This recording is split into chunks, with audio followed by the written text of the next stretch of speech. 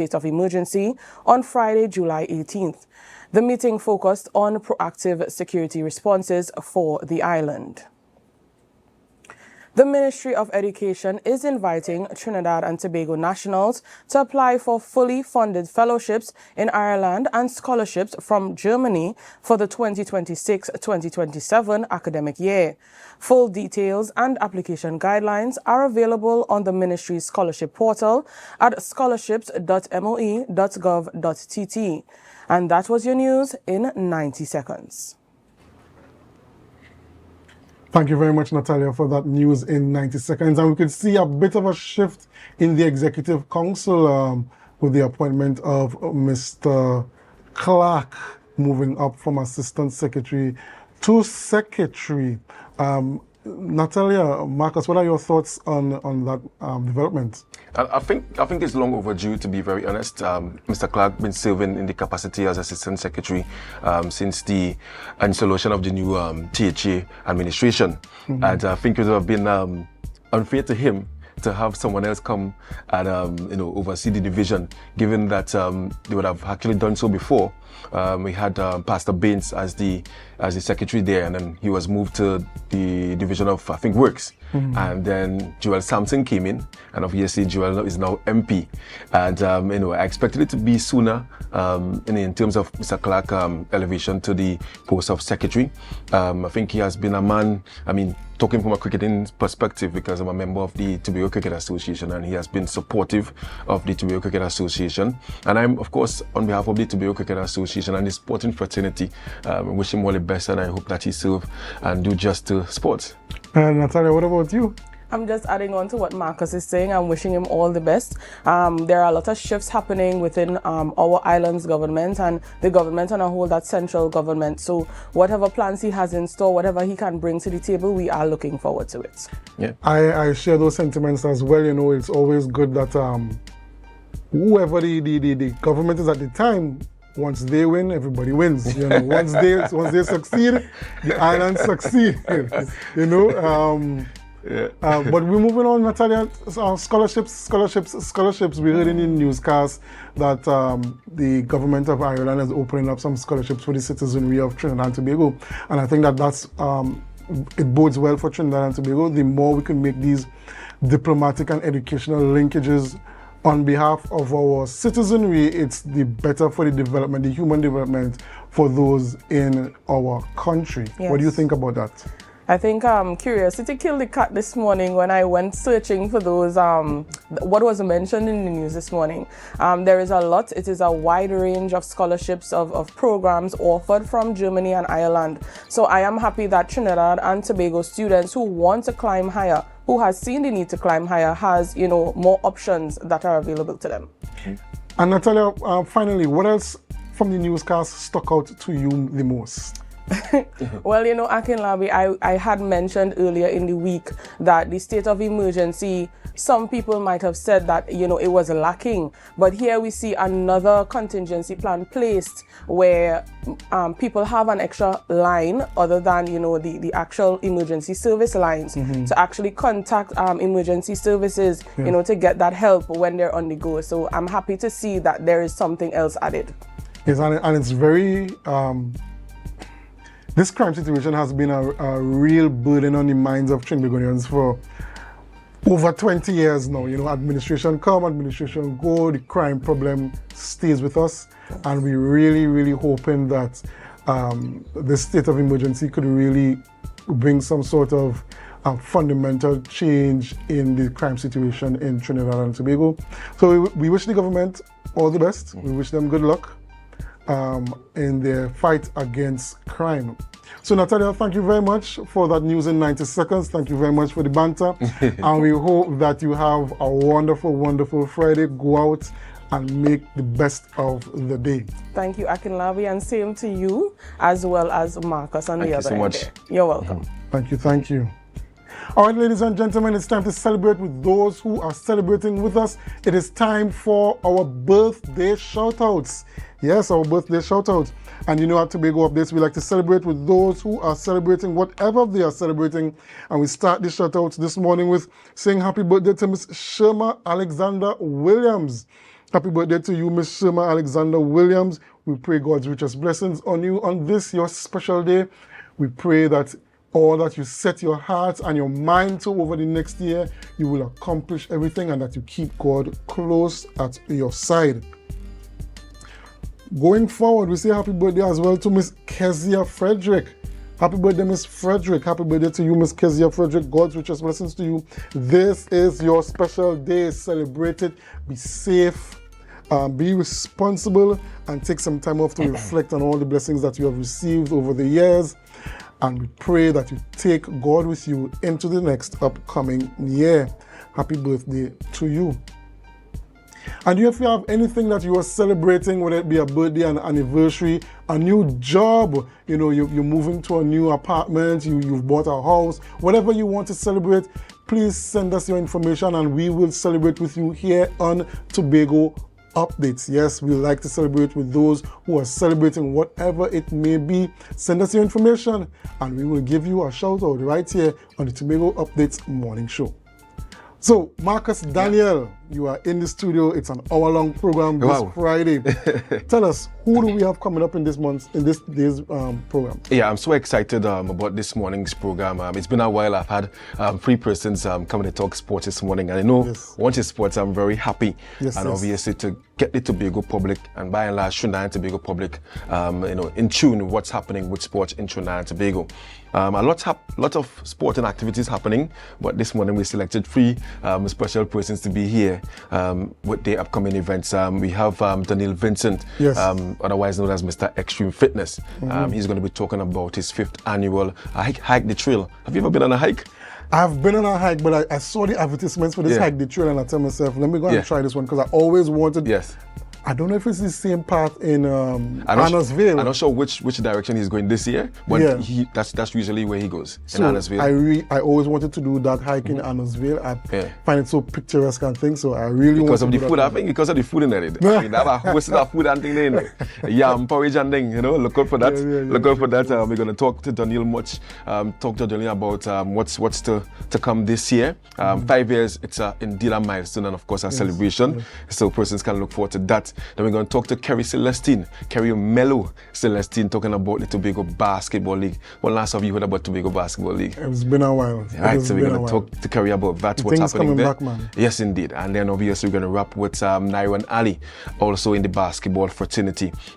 He was recently appointed as the assistant coach of the Trinidad and Tobago Under 23 team for the Pan American Games. So that's an accomplishment and we want to highlight that. And we're going to talk to Nairon all about his role as assistant coach and what has he been doing so far. So look forward to the program this morning. We're going to talk to these wonderful guys contributing to the sporting infrastructure in Trinidad and Tobago. And of course you can join the conversation, share your questions, and of course send your best wishes to all these sport event organizers. Thank you very much, Marcus, for that rundown for this morning's program. And we want to encourage you all on the Facebook and YouTube live chats to send in your comments, send in your questions, interact with us. We like to see when you're interacting with us. And those of you viewing on 102 AMPLIA 121 or 130 on floor, we thank you all very much wherever in the world you are viewing us. Thank you for making the Tobago Updates morning show the #1 morning show here in Tobago. We have to go for a short break, and when we come back, we begin our interviews. So do us a favor, share the live, share the live, share the live. We'll be right back after these messages.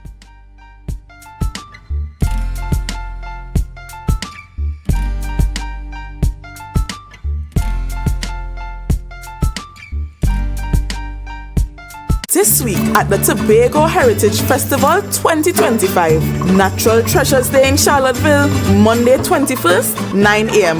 Salaka Feast in Pembroke, Wednesday 23rd, 8 p.m. Lekoto Folk Tales and Superstition, Thursday 24th, 8 p.m. Miss Tobago Heritage Personality Show, Friday 25th, from 6 p.m. Sponsored by First Citizens. Tobago Old Time Carnival Juve, Saturday 26th, 4 a.m. Heritage Calypso Monarch, Saturday 26th from 8 p.m. Buko Unveiled, Sunday 27th. Are you in a dispute with a registered investment service provider of the TTSEC? Or maybe you're the victim of an investment scam. You can lodge a complaint or submit an anonymous tip to the Trinidad and Tobago Securities and Exchange Commission. Download our Investor Protection app or go to ttsec.org.tt to access our complaint form or submit an anonymous tip. Write a clear summary of your complaint. Submit copies of supporting documents along with the originals for verification. Provide a copy of the feedback received from the entity regarding your complaint.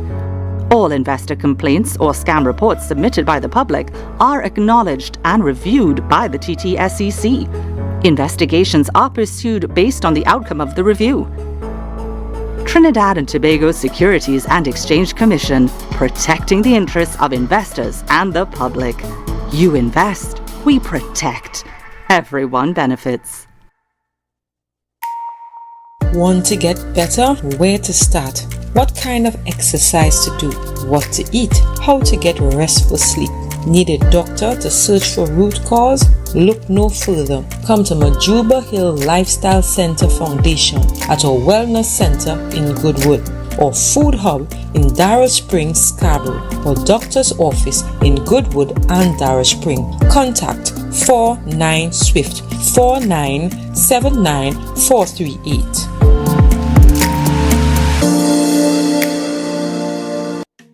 My name is Tina Macmillan, your last year's third place winner and the Miss Photogenic for last year's Miss Heritage Personality Show. And this year, I want to carry you with me for my Tobago Heritage experience. I'll be hosting With Tobago Updates, bringing you live coverage behind the scenes and also their giveaways, tickets to the heritage events, and a 2-night stay to the Mandalina Grand. So you need to stay locked on to Tobago Updates on all their social media platforms, Kina Macmillan on Facebook and originalmedusa.tt on TikTok. My Tobago Heritage Experience with Tobago Updates. Stay tuned. Do something and roll back, come let me feel. I make a brush back, brush back. Do something and roll back, come let me feel. I make a brush back, brush back. Do something and do something.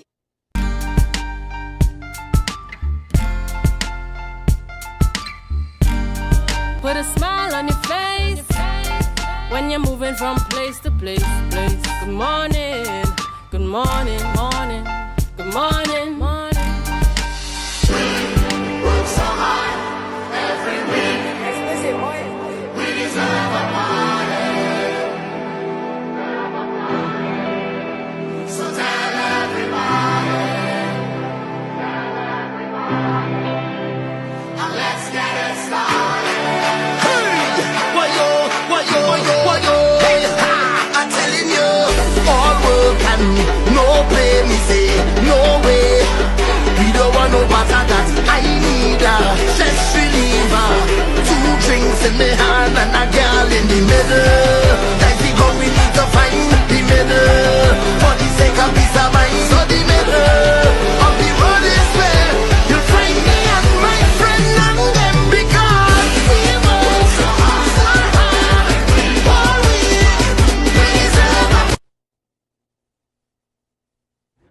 Hi guys, welcome back, and thank you so much for staying tuned to Tobago Updates Television. It's Friday 25th July. Yes, we are already halfway through the year. Some people say it's Christmas in July. Not too sure. I'm not feeling the Christmas spirit just yet. Because as mentioned just before the break, we have a packed sporting program this morning. On set already, we have Mr. Extreme Fitness himself, Mr. Daniel Vincent. Thank you so much for being here this morning. Pleasure to be here, Marcus, as always. You know, Tobago Updates is always home. So. Fantastic. I like the color of choice too. Yeah, always. Yeah, actually, one of my main high school color that I always tradition to Orange. keep, so orange. Fantastic. Anthony, we are here this morning to talk about Hike the Trail, year number 5. Right? And just before we get into the discussion, for those who are not familiar with Hike the Trail, 5 years in, let's give a brief background about Hike the Trail. So, Hike the Trail started with myself and a couple of friends that we wanted to do something different. Well, everybody knows Tobago, Daniel is extreme fitness and fitness guru. No excuses. Exactly, no excuses. Shut up and trade. So, we wanted to do a difference of capturing people of Tobago and abroad to make it not only about fitness, but, challenges that people go through on a daily lifestyle, you know, bringing that community vibes, that fun, that, you know, you might be going through a mental crisis. You know, people go through daily things on an annual, and this was something different that it brought togetherness, it brought people together, it brought experience of knowing what Tobago is about, and the places and the views of the hike showed people that, hey, Tobago is not just going Charlottesville to Crown Point. Yes, there are people living in Culloden and Golden Lane and these places. So, yeah, and I mean, 5 years, I mean, it's a very long time. I mean, especially if you're doing events. Once into events, 5 years, very long time. I mean, tell us what's in store for this special year. It's a blessing. It's a blessing to actually do it, especially after COVID. Yeah. The hike literally started in 2018, where it was 85 people and one baby and a dog. Right. I'll always remember that. Dog. That was whose dog? That was, I think it was Pitts. Yeah, Dr. Pitts. Right. Yes, he came with a husky. I still have that video too. And from there, it built on 200 people, 300 people. And then COVID came and happened, which would have been the 5th annual. And coming home after being on outside, well, I'm outside now doing the same coaching and inspiring young kids today still. I decided to come home, and friends was like, yo, I think you need to do it. You need to do it before you go back. Yeah, and I pray on it, and I was like, I just wanted to relax. Yeah. You know, I still have to see water in my ears right now. And I was like, you know what? I'll do it. I pray on it, and then I hit back my same in-house extreme people, like the sponsors, like Sandra Bakery, Rashad, Men's. It's so much people who train within extreme. I was like, I'm going to utilize all the Tobago people who have business, Falton, everybody, and enhance to have it annual one. So this year is going to be a big and better one for this year. Yeah, so let me talk about this year. I mean, tell everybody the date, location, all these different things. So it's August 1st, which is next week, Friday, Emancipation Day. A nice day to celebrate it on as well. And these are the bands which I'm also rocking, and also I'll just. So once you register, get one of these bands, right? So once you're I'll take one right now. Yeah, I'll take one right now. Yeah, you're gonna rock it now this morning. So it's $100 definitely, and then as you see on the meals, everything is included. The corn soup by Kelani, which is one of the main chefs in Tobago. He's also doing the fish broth, and all I know, I just always do the sandfern porridge, which is also a trademark on the Tobago. And Sandra is doing all the sausage, the fish broth, all of that. Garrett is doing all the natural juices. I say we're branding everything Tobago. Yeah. All right. And it's at Annesville where we assemble. And meetup point is at the hotel. Yesterday I shared out the location point where we're gonna meet up. Which hotel? Which hotel? Annesville Hotel. Annesville Hotel. Yeah. Okay. So from the main road, and then we're gonna start the trail, which everybody's gonna enjoy the scenery. Yeah. And the perfect Jesus Hill, which I actually renamed that hill because from my grandparents back in the days where they used to have I can't believe if you know like they had like the spring back in Annesville. So that hill was actually originally named Jumbie Hill. And as you can see, it's in table piece where like it too, and the folk tale, which last night was the heritage. Exactly. And from the years building the hike trail, the trees and the little branch, I always look at the burning bush in the Bible, and from that hill, and people always walking up there and saying, "Oh God, oh Jesus." That's what they call Jesus Hill. Exactly. So I renamed it Jesus Hill. So there's going to be a flag on top there that people can take pictures and barcode it, and you know, always keep it as a memory for everyone. Who should attend this hike? And tell me about the level of the hike in terms of you know, if it's going to be like 10 out of 10, or is a mild or strong? How it is labeled the hikes? The hike is actually for beginners to intermediate. It's not a race. So you could take your own time at your own pace.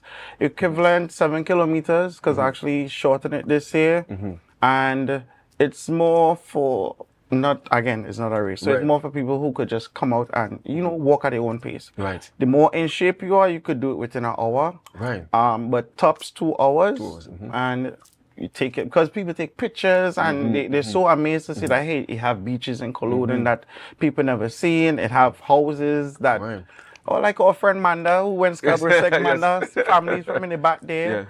So it's trust me, it's an experience to come out and enjoy, and you know, the after party with the food and everything is Yeah. Hey, $100. Where is the finish line? I feel like we coming back at Annersville Beach. I think I can reach me right So when there. we start, Kerry was there last year. Kerry said, "Hey, I'm not coming." I said, and to get Kerry out, wow, that's a stretch, you know. You know, the thing is, you know, people just believe that the East is always the area to go that have hills. Down on the West have hills too. So I mean, how do you manage? How do you manage like 300 persons on a trail in terms of the is it a clear path and in terms of safety as well? Yes, we have the clear paths. We also contact with the fire service and doctors on board as well from the THA. You know, shout out to Dr. Ford this morning. Yes. And we have the staff that we split the groups in that there's always safety. Everybody have the contacts in case of any emergency. In case if you can't complete the hike, we also have the vans and them on board to pick up people at certain destination points in case if anything has happened. We never had nothing happen within the past 4 years, thank God. So we're gonna continue to build our mileage and elevate and keep going. Wait, do we really have a hiking culture in Tobago? Like people like hike like weekends in the community. I see on Facebook, especially in Trinidad, they hike religiously in Trinidad. I mean, what about Tobago with all these beautiful sites that we have? So I have seen a couple other groups doing hikes. It's just the fact that, for me, I like to do it in a different sequence of, most people just go on a hike and explore. I want you to have that memory of, hey, when I leave after the new hike, I'm going to go out and share to friends and be like, hey, next year, tune in. Because this started on a Good Friday. Now we're in the summertime, we'll be doing it in July. Emancipation Day. Exactly, on a nice day. So once I'm available to do it, it's going to happen. And for persons who are interested in attending, what should they wear? Again, the attire, ladies, make sure. Where's the right? Is the camera here? Ladies, make sure and put on nice fitness outwear. If you have to wear long sleeve, that's recommended. That's recommended. Make sure you're having on them long compression tights, nothing short. October is right there, but let me wait. And I'm also gonna be home for Caliban. You're gonna be home for Caliban. Yes, definitely. Hey, shout out to Iconic. We'll see the whole family, Iconic. Love all the two. Yes, so definitely wear proper attire, wear proper sneakers, and you know, water, all of that is provided already. Again, natural juice, everything is there. It's just you enjoy yourself. When you come back, you sit down on the beach. Annersville Beach is one of the best beaches that, you know, Plymouth has. Shout out to Plymouth, Blue State. So and I mean, I see you promote a lot this stand firm porridge. Tell me about this stand firm porridge that you promoted. This stand firm porridge is one of my grandfather taught me. You know, we all the flour porridge and these things, and I just decided, hey, I tired of eating flour porridge. And then my dad was like, all right, get a green fig, and one day I just decided I'm gonna mix all. And I started put the susumba, the dandy root, the edos, the sweet potato. I drop a little okra, beetroot, cassava, dasheen, and I merge every single one with my spice and cinnamon and the aroma, the bay leaf, and I just bring it together. And the pot was done on Saturday mornings we in Boko doing it. And by 5 o'clock we out, 10 o'clock the pot done. So hey. Wow. Go ahead. And let's talk about registration. How can persons register? So there's a committee board that we have. I actually shared that with you all this morning as well. Myself, Mo, Cherish, you could contact to get registration in different locations where everybody is right now. All 6 of us, I believe, is there on the screen this morning. That you could get any of these contacts to get onto us. Also, the bands are a limited edition. We printed 300 bands as a milestone for every year that we do, which has the Hike the Trail No Excuses logo. And after that, for those, you could also pay on the day to show up as well. And trust me, tickets has been going fast. Just yesterday, I dropped off about 60 tickets alone. Myself. I don't know what the other committee's been doing, but it's been, people been calling and contacting. Definitely. The best $100 you'll ever spend. Can't go wrong. Look how much food they have to eat. And you know, Tobago just love to eat. So and that's one thing I love, the food. Because last year, we had so much food. People left with, Sandra made beetroot Sandra's Bakery. Beetroot bread and roast bake. People went home with food to leave. And I love to see when people, Don't come out by 35th. leave with it that you can wake up the next morning and eat and enjoy. Full of belly and be joy. Yeah, so and you're not bashful at all in terms of size and height and age. You can, once you are able, exactly, you are welcome to come and join. Definitely for kids, it's $60 for the kids and them as well. Although we didn't put it there, but for kids, because we had kids last year, at age of 8 years old, did the hike, and actually shorter this year. So it's definitely going to be an experience for people to come and join. And I know I'll be seeing you there too. And so we start at Arnorsville. And where do we go? And we start through the trail. Well, last 2022, we were on the road from Table Peace, going all the way up to the trail. This year we're starting, for those who was on Hike the Trail 2019, we're starting on 2019 trail, and I'm merging it with 2022 trail, bringing it together. Right. So it's for those who haven't been there, getting the experience of both. Yes, fantastic. And of course, you have people from Trinidad as well. Yes, we have people from Trinidad, we have people from the States. I saw Nicholas was on the island in Tobago. I also sent him a request this morning, invited him as well, as a main content creator who is always promoting Trinidad and Tobago. So I definitely reached out to him this morning, and hey, if he's there, it'll be even better too. Fantastic. I mean, Daniel, it sounds very, very interesting. Not just a hike, but obviously, I like my belly. I have to come and try that stand firm. When I say stand firm, what's standing for, your body, or what's standing for? For everything. Everything standing firm? Because remember the ingredients also builds your immune system. All of the fellas ground food. Ground food, kangaroo, and actually a woman gave women like that too. Wow. Most of the women is actually Do they stick it home? I believe so, but that is not mine. It's actually a woman gave me the name. Stand for because I just shit out and I was like, I sent the broadcast. I was like, give me a nice name. And a woman always likes to get a catchy slang. Very, very, stand from Perch. I stand from. Can't go wrong at all. Fantastic. The song's really, really good. And of course, it's a holiday as well. So no excuses. Let's shut up and get down there to Arnorsville on Emancipation Day. Indeed. And of course, two things alike. Sometimes we like to work out, but we like to eat as well. Exactly. And then you mentioned that we have these people who are into fitness that are preparing the meals, fitness oriented in that sense, and the beetroot bread and all them different things there. And of course, I'd like to shout out sponsors, so you can mention your sponsors as well. So shout out to all the sponsors, RK&K Vegetables Up, right down next to bookstore. Right. She's one of the main sponsors for years. Sandra is also for years. Rashad is for years. Valdo is one for years. Garrett as well, who does all the drinks. Right. McCroy McKnight. There's just Chef P. There's so much people to call. They know who they are. Sometimes some of them doesn't even like to be on camera. But I can support. But I definitely grateful for them and for all these years, not just before Extreme, but teenagers growing up, and I love to promote my friends and them. Yes. Even like you and I, there's always Yeah, man. with sports. Already out for duck one in show. I'll never forget that one. But I didn't need to do that in the way. Exactly. But I definitely love to see when people from Tobago doing something so well. As much as everybody Daniel is a fitness guru, I love to see when people from Tobago make something out of themselves. That's very good. I just feel proud. Very much so. Thank you so much for being here this morning. Guys, it's all about Hike the Trail, the 5th edition. It's happening next Friday, Emancipation Day. Yep. If you haven't signed up as yet, contact Daniel. Of course, you can follow him on social media as well, Facebook and Instagram.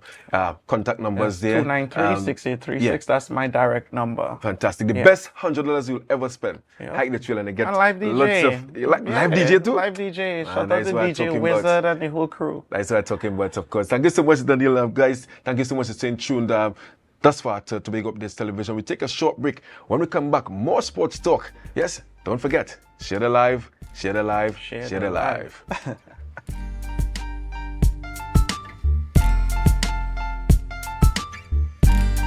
Coconut's Cafe, the buffet restaurant that specializes in all your tasty local dishes. For breakfast and for lunch. Breakfast includes coconut bake and sada roti, served with chokers, bull joil, and sausages in tomato sauce. Not forgetting beef and cheese pies, shepherd's pie, macaroni pie, and rice in various styles. Meats served in a variety of flavors, garden salads and pasta salads. All this accompanied by fruit juices, coconut water, your choice of a great combination to appease your taste buds. So call us today to order, as we are here to accommodate your busy schedules or if you are having a cooking day off.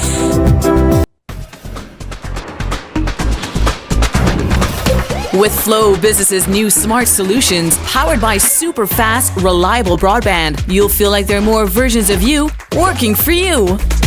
From website design, development, and digital marketing to promote your business, 24/7 business class support to cloud solutions, security, and more. Multiply your growth today.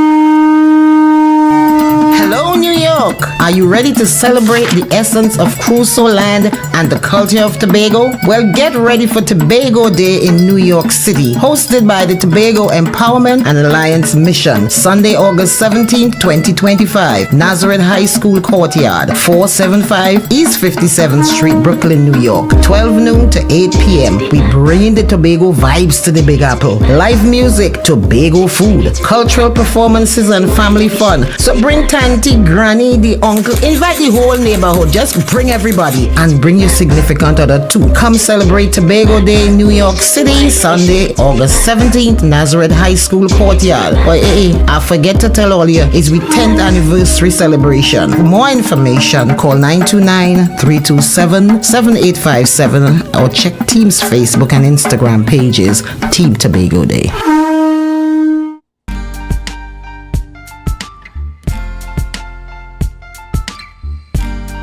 Put a smile on your face when you're moving from place to place. Good morning, good morning, morning, good morning, morning.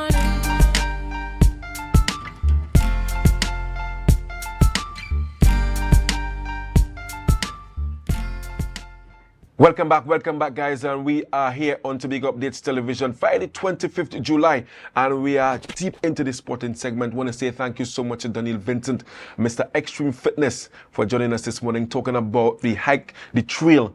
Sounds like it's going to be really good next Friday.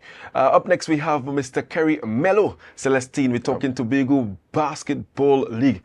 Better didn't know basketball happening in Tobago right now. Kerry, good morning. Hey, good morning. Thanks for having me here this morning. Fantastic. Yeah. Kerry, I mean, on the way side, I heard about there's a championship happening right now. Yes. And you'll have had game one out of a best of three. Best of three, yep. Let's talk about who's in the final right now, and we're gonna backtrack about the start of the tournament and all these different things. So we have the most experienced team in the league, which is Bike Boys. The most advantageous team. Advantageous team. How many years Bike Boys been winning this thing? I mean, at a point in time, we won 7 years. Wow. And that's when basketball was, I want to say, at its height in Tobago. Yeah. Down at the Shore Park Recreational. Well, they had courts. Yeah. Yeah. Men like Randall Moore. You had Kian still? Kian no longer playing. But Randall is still playing. Yeah. Gerald Orr. Lenwell Wallace. Lenwell. Yep. Them fellas still playing? Still playing. Well, I retired too early. Yeah, still playing. not in the best shape. Not in the best shape, but still playing. Experience is the greatest teacher, right? Definitely. So Bike Boys, and who else there? Bike Boys is playing actually a youth team. One of the new teams that was formed recently in Tobago, which is Vikings Basketball Academy, right, which is coached by Nyron Ali. So Nyron Ali is actually playing for Bike Boys. Right. Is coaching. Wait. How is happening? Well, so he has an assistant coach. He has an assistant coach, but because the harvest is so much in Tobago, so the pool. And the pool is so much, we have a lot of players who are also coaching as well, right? So Nyron is one of the young coaches who, up and coming, coaches Signal Hill. Yeah, we're going to talk about that. We're going to talk to Naiwan right after. Yes, definitely. So it's nice to see that, you know, his team has made it to the final. His team actually beat my youth team in the final. Elite Eagles. Elite Eagles. Right? For me, it was a bittersweet kind of feeling, because, you know, to see the younger players, you know, stepping up and playing in the semi-finals, and we have a young team in the finals. It's good for the game. So we have an old team and we have a young team. So it's either the experience wins or the youth wins. You know, and it's good to see that because, as you mentioned, Naiwan with Signal Hill. He's been doing good with Signal Hill. I think he won a couple championships there, and I'm sure that most of the guys with his Viking teams are members out of Signal Hill. So you see where we need to merge schools and get them into participating in sport, and then we can get them out of schools into clubs. Yeah, definitely. And that's really good, because I mean, you have Elite Eagles and you're basically doing the same thing. Your grassroots program basically with the secondary schools, and then they get them into clubs. Definitely. I think that's good succession. Yes. So tell me about game one. So game one was very excited. On Wednesday we had game one. The teams were fairly matched well together. However, experience, you can't beat experience. Even though they're old and they're slow, you can't beat experience. We know we had a very senior player, Aluko Chadman. Aluko had a 30-point games. Aluko, who is the high jump coach, right? High jump coach. Wow, big up Aluko one time. Aluko Chadman had an outer body experience. Wow. You know? So, you know, it was nice to see him, you know, play at that level, and it's nice to see the team, Barrick Boys, who has been a very seasoned team, still is coached by Vince Taylor. You know, I will give you a story about Mr. Taylor. You know, by Scarborough Secondary School. I mean, for those who didn't know or who don't know, right? I used to play basketball. I mean, people know me as Mr. Cricket, but I played for Scarborough Sec, and I tell men, is there any footage of that? Yeah, real footage. I mean, I'll have to go down to Scarborough Second though. But I played with Randall, I played with Kian and all those guys. Kurt Meor, I played with Kurt Meor, right. And a guy called Zibu, Chris Nelson from Plymouth. Talented. And we were crowned national under 20 champions. Albeit I was on the bench for most of the, for all the game, right? And then Vince put me on like with 2 seconds to go. So I mean, I made the court, right? I made the team, and I got down there. And I mean, my memory of Mr. Taylor, at training in Shaw Park. I mean, you come late or you misbehave, you had to go and touch a cow and come back. That's still happening? No, that's happening. Because I no longer there.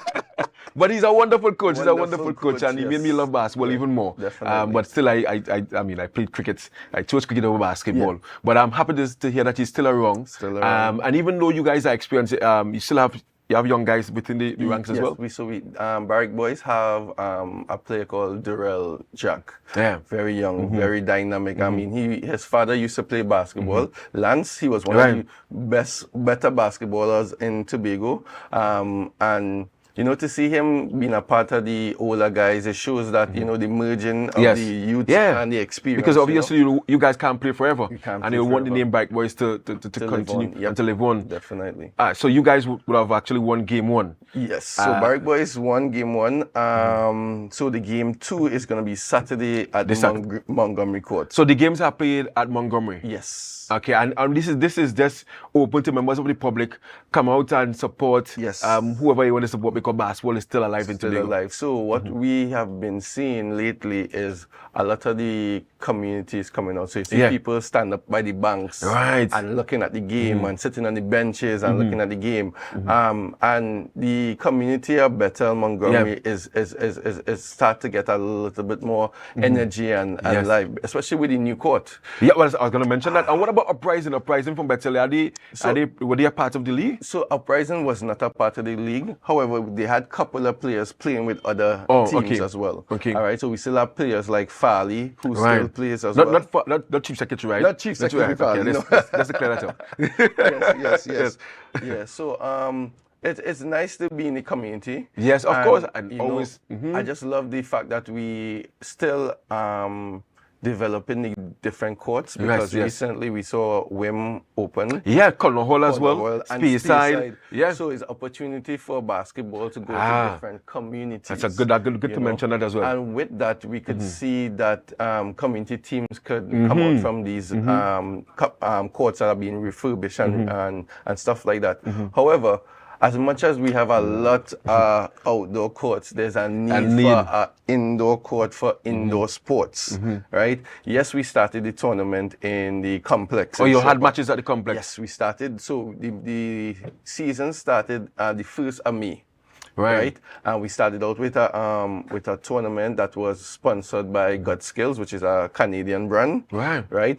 And so when I say a tournament, in terms of a tournament, so we had 8 teams taking part in the tournament. It was like a open. Okay. Right. Open. Just to get the teams back. Like an appetizer. Yes, just to set the tone. And then for the month of May, we played all the games in the complex. And that was a great experience for most of the teams because most of the teams have never played on an indoor floor and stuff like that. So what that brought was, people were excited. Rainfall, we didn't even know. And what about spectatorship we had? So the viewership was low because to fill out the whole complex. But it still had people coming out. It still had people coming out and watch the games and stuff like that. What I would say is that, the brand of basketball still has to grow. Yes. Right? Not just the game as well, but the development of the players. We see that we have a lot of older players, and what we would like in the future is to have more youths taking part in the tournament. Because as I was talking to one of my friends, the harvest is plenty. Yes. But the laborers are few. Yeah, we need more coaches. Yes. We need more people to come out and develop the game of basketball. I have been trying. Everybody know that I have my academy, Elite Eagles Basketball Academy, and my feeder is Bishop's High School, and we have a strong membership, but outside of that and Vikings Basketball Academy, we don't have any other youth academy in Tobago. So I would love to see other coaches or other people, go out there in different communities, different schools, and start their own brands, start their own clubs, start their own academies, and let's grow the game of basketball. And you mentioned schools there because your Elite Eagles program, as you mentioned, your feeder is Bishops. And then we're going to speak to Nairon just after you, and Nairon will tell you that his feeder will be Compre. So hopefully, if the association or the commission can get the schools on board and at least get somebody who would have gone to the school to come and coach the school, and then that can be their feeder as well, because to have all these spanking refurbished courts and not being utilized for the purpose of which they have been refurbished. It will go down to waste of funds. And I'm happy to know that you guys have already started utilizing Montgomery. Yes. And tell me about your excitement for Shaw Park. Well, Shaw Park is under renovations right now. So Shaw Park is central. It's one of the major hub for sports in Tobago. So it's going to be a really nice experience to see the court, transform, upgrade and stuff like that. And the sport of basketball and netball, because I just always say basketball and netball go hand in hand. Hand in hand, yes. I would love to see those sports go to a different level because we have the talent in Tobago. And we just need that safe space or that space. Ideally we would love an indoor court. But with what we have, I think we could benefit as well, because over the years we've been only using outdoor courts, and we've been producing national players, and we have people getting scholarships and stuff like that. So the talent is there. The talent is there. We just need the infrastructure. So I would love in my lifetime, to have couple indoors. For me, we can start off with one. But we need one in the east, we need one in the west, and one in the north. And you've been involved in this sport of basketball, since you know yourself in that sense. You would have been at UTT as well, on a scholarship playing basketball, and you would have played in many indoor arenas. And there's a vast difference in terms of performance when you play indoor and when you play outdoor. Definitely. It's a lot easier on your body. Right now I am struggling with some pain. It's more abrasive. It's more abrasive, and the years are playing on that concrete, or the asphalt. It takes a toll on your body, So having a court with an indoor floor, it's easier. The players are more aggressive. They will die for balls and stuff like that. And now You put your body on the line. You could put your body on the line. So it's really going to be beneficial to have that indoor court in Tobago. So I don't know who's out there here in Tobago who have the power to, to build an indoor or to advocate for it. But we need an indoor in Tobago. Yeah, hopefully, I mean, the right persons, they are tuned to this interview this morning, because we also need a cricket facility as well. But we're not talking cricket this morning. So as we look to wrap, I mean, tell me about the amount, the number of teams that you had. And you can list them as well. And how did we get to the finals? All right. So we have 7 teams in the league. Right. So the tournament format was, we had a round robin format. Everybody play everybody. Everybody play everybody. Yeah. Then we had a knockout format, and then we have the Big Four. So okay. Right. So coming out from the round robin format, the top team was actually Elite Eagles youth team. Right. So that's with players like Chris Roberts and Solomon and stuff like that. Yes. They actually went 6-1 in the tournament. So that was the only team that beat Barrack Boys for the year. Right. And then Barrack Boys finished second with the same identical record, 6-1. Right. Then there was Elite Eagles senior team, and then Vikings. So and then the semi-final matchup. So the semi-final matchup was Elite Eagles junior team against Vikings. And that was what, best of 3? No, that was a 1 game. What? So wow, that's controlled way. And then you advance to the final. So after having that record in the preliminaries, 1 game in the semis, and then that was it. And that was it. Oh my gosh. Vikings actually upset that was an upset. Team. Yeah. So what was Vikings' record in the preliminaries? They actually were 3-3. Yeah. So you see, the race is not for the swiftest, right? Definitely. And it was a good game. It's an exciting game because it was 2 young teams. That was fighting for the finals. And Elite was actually on top by like about 10 points for the majority of the game. Right. And in the second half, I don't know what the coach told Vikings, but they came out and they had a different energy and a different vibration, and they were just on fire for the second half. And that's how the game is. This was at the Montgomery hard court. Okay, so do you play quarters or you play halves? We play quarters, so it's 4 quarters of 10. Okay, and so game 1 done and dusted.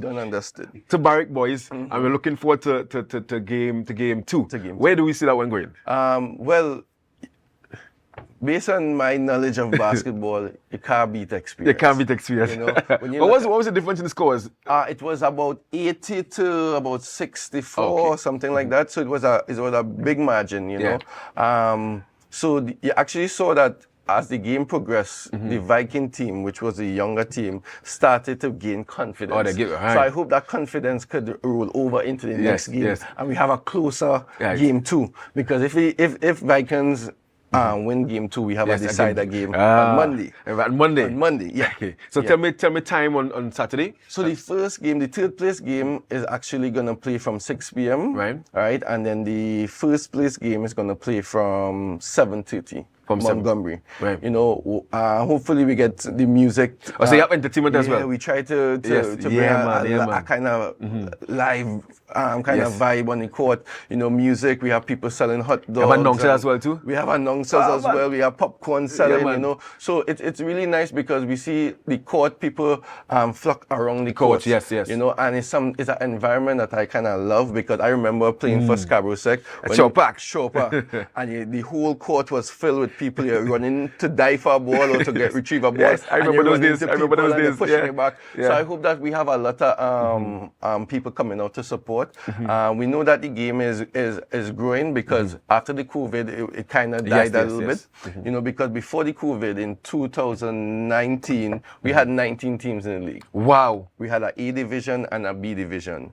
Now in 2025, we only have 7 teams. So that COVID period, we had a lot of teams falling off. Not just basketball. A lot of sporting disciplines would have actually been hit hard by COVID. Definitely. But I'm happy to know that basketball is still alive and well in Tobago. I haven't heard a lot about it. Obviously, passing at Showpack every day, you see people training in Showpack, but because of the refurbishment, I haven't seen anything and I haven't heard of it. And then I was told that there's a finals, and I need to come and see. I need to come and see a game 2 down there at Montgomery. mean, I hope that Tobago go out and support as well. Definitely. Yeah, food and drinks, music, and good basketball. Yep. But Kerry, I can't allow you to leave without giving me a word, obviously, as a member of the commission on Coach Nyron Ali and his appointment as assistant coach to the Pan American team. A great opportunity.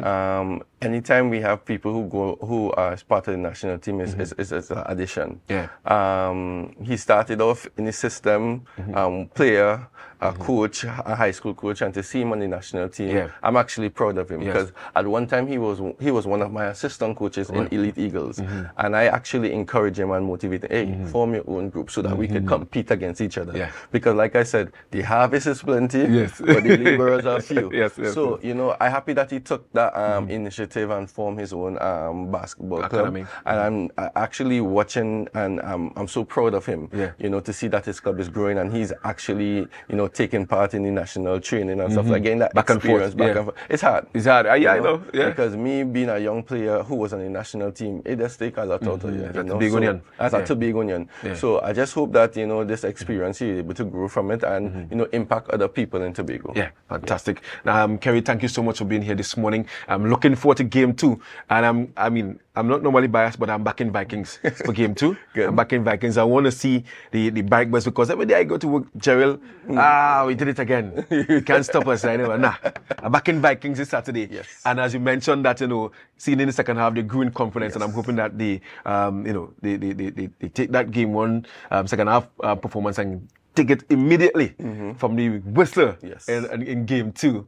And Tobago go out there and support the basketball. We have some very talented youngsters participating in basketball in Tobago, and they have been doing good things and big things. And I know you guys haven't heard much about it, but of course, only on Tobago Updates, we bring it all here when it comes to sport. So Kerry, thank you so much. Appreciate it. And of course, looking forward to seeing you on Saturday. Definitely. Guys, we're going to take a short break. We have more basketball talk again. We're going to talk to Coach Nyron Ali, the Vikings man, right up after the break. But don't forget, share the live, share the live, share the live.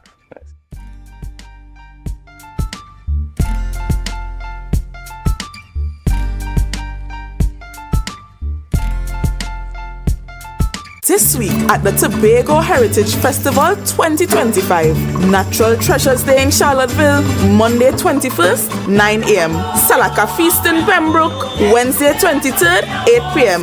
Lekoto Folk Tales and Superstition, Thursday 24th, 8 p.m. Miss Tobago Heritage Personality Show, Friday 25th, from 6 p.m. Sponsored by First Citizens. Tobago Old Time Carnival Juve, Saturday 26th, 4 a.m. Heritage Calypso Monarch, Saturday 26th from 8 p.m. Buko unveiled, Sunday 27th.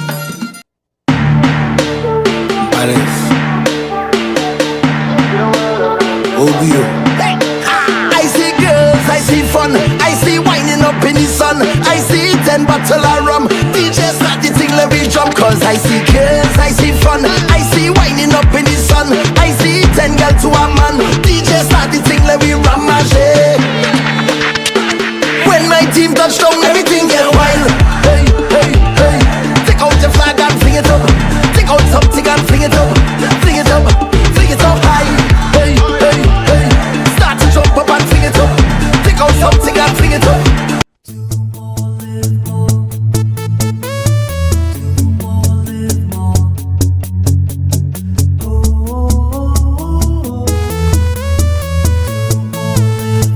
This is how it's gonna go. They better look up and look, cause this is your show, and everybody's gonna know. Say it to them once again. They better look up and look. This is your show, and everybody's gonna know. That's how it's gonna go. They better look up below, cause this is your show.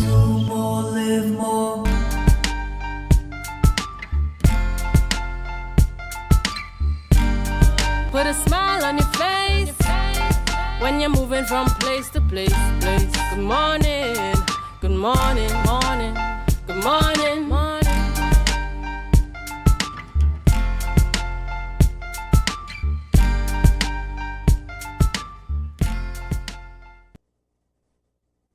Hi viewers, welcome back.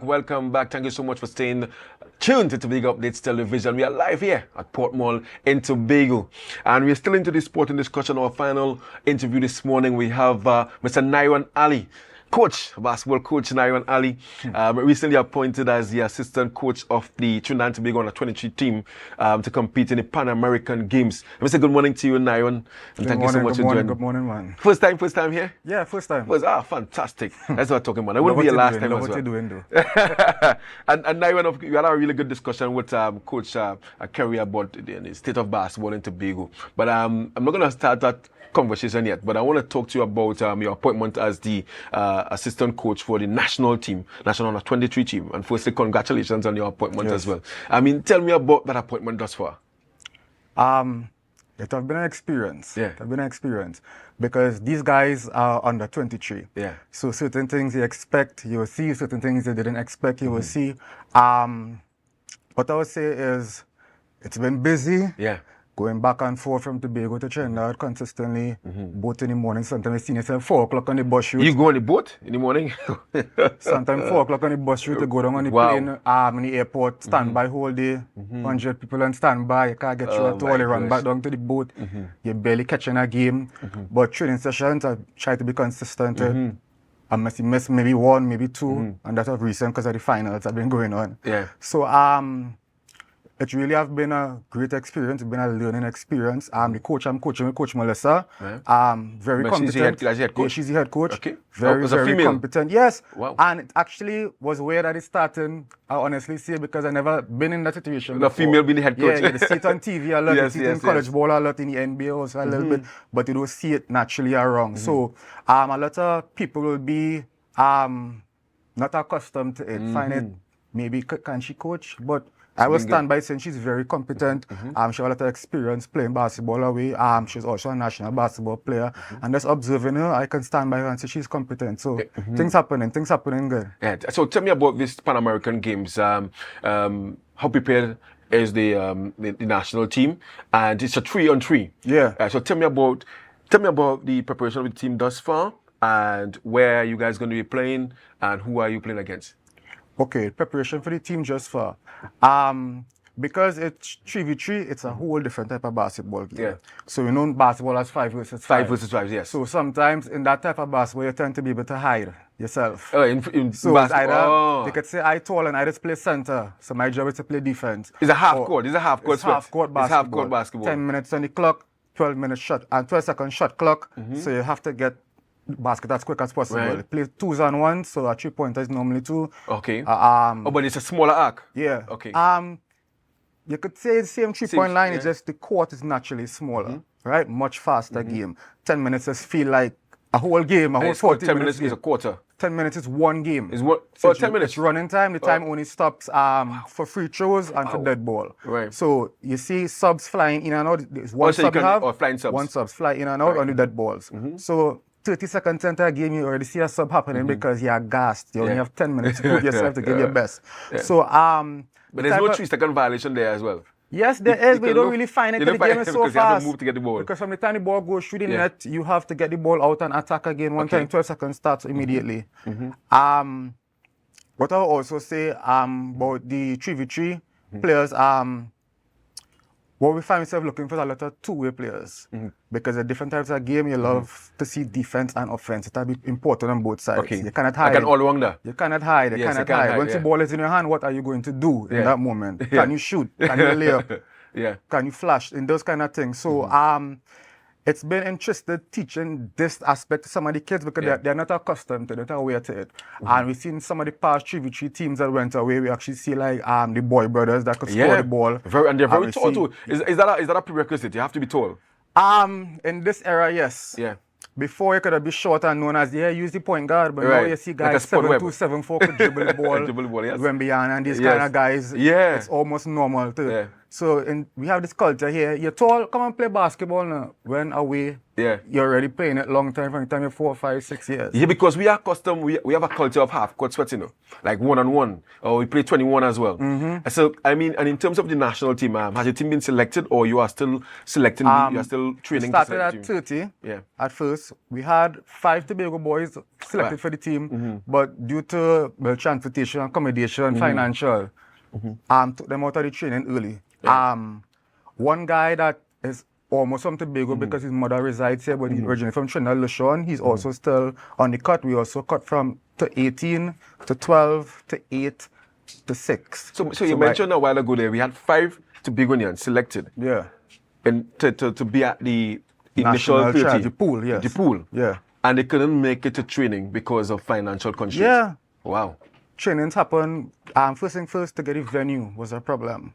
So we ended up getting the venues for Thursday, Saturday, Sunday morning, Monday, 2 in South Pleasantville, Tacarigua, Maloney. The hours of training is like 5 to 7, 7 to 9, those kind of nighttime training sessions. So there's no how the guys, because some of these guys are got selected going to school still. Wow. Because my guys are 16, 15, 17, around that age group for under 22. So let me ask you a question. Had all things been even, right? Those guys, you think they could have been shortlisted right down until the last They would have been part of the last 12. I can stand to say that. They'll be part of the last 12 because the fundamentals you need for this type of game, being able to shoot, being able to drive, being able to play defense, the morals, the discipline that you need. These guys have it. These guys have it. Under 23s, yes, a big jump from being 16, so they have a lot of time. They have a lot of time, but I believe they had a chance. Not a chance to go all the way down, I'll be honest to say, but top 10, top 12, they could have been in the pool. Right. So, and when and where we're going to have the Pan American Games? That's going to be the Pan American Games from the 9th to the 23rd in August this year. The basketball part of it is the 15th to the 17th of August. That is in Paraguay. And in terms of the teams that you're going to be playing against, do you know your opponents as well? Well, they haven't given us the table or the schedule or the pool yet, which is crazy. We find 3 weeks to go and we haven't got it. But because obviously you have to do research. Yeah, we had a big teams like Chile, Argentina. We know we're going to meet these teams, but we don't know when and how. So it's something we're looking forward to. We hope we can get it as tomorrow, as today. And what has been our track record in this particular games? Well, we know in 2020 recently the men who win the bronze medal in the Pan Americans.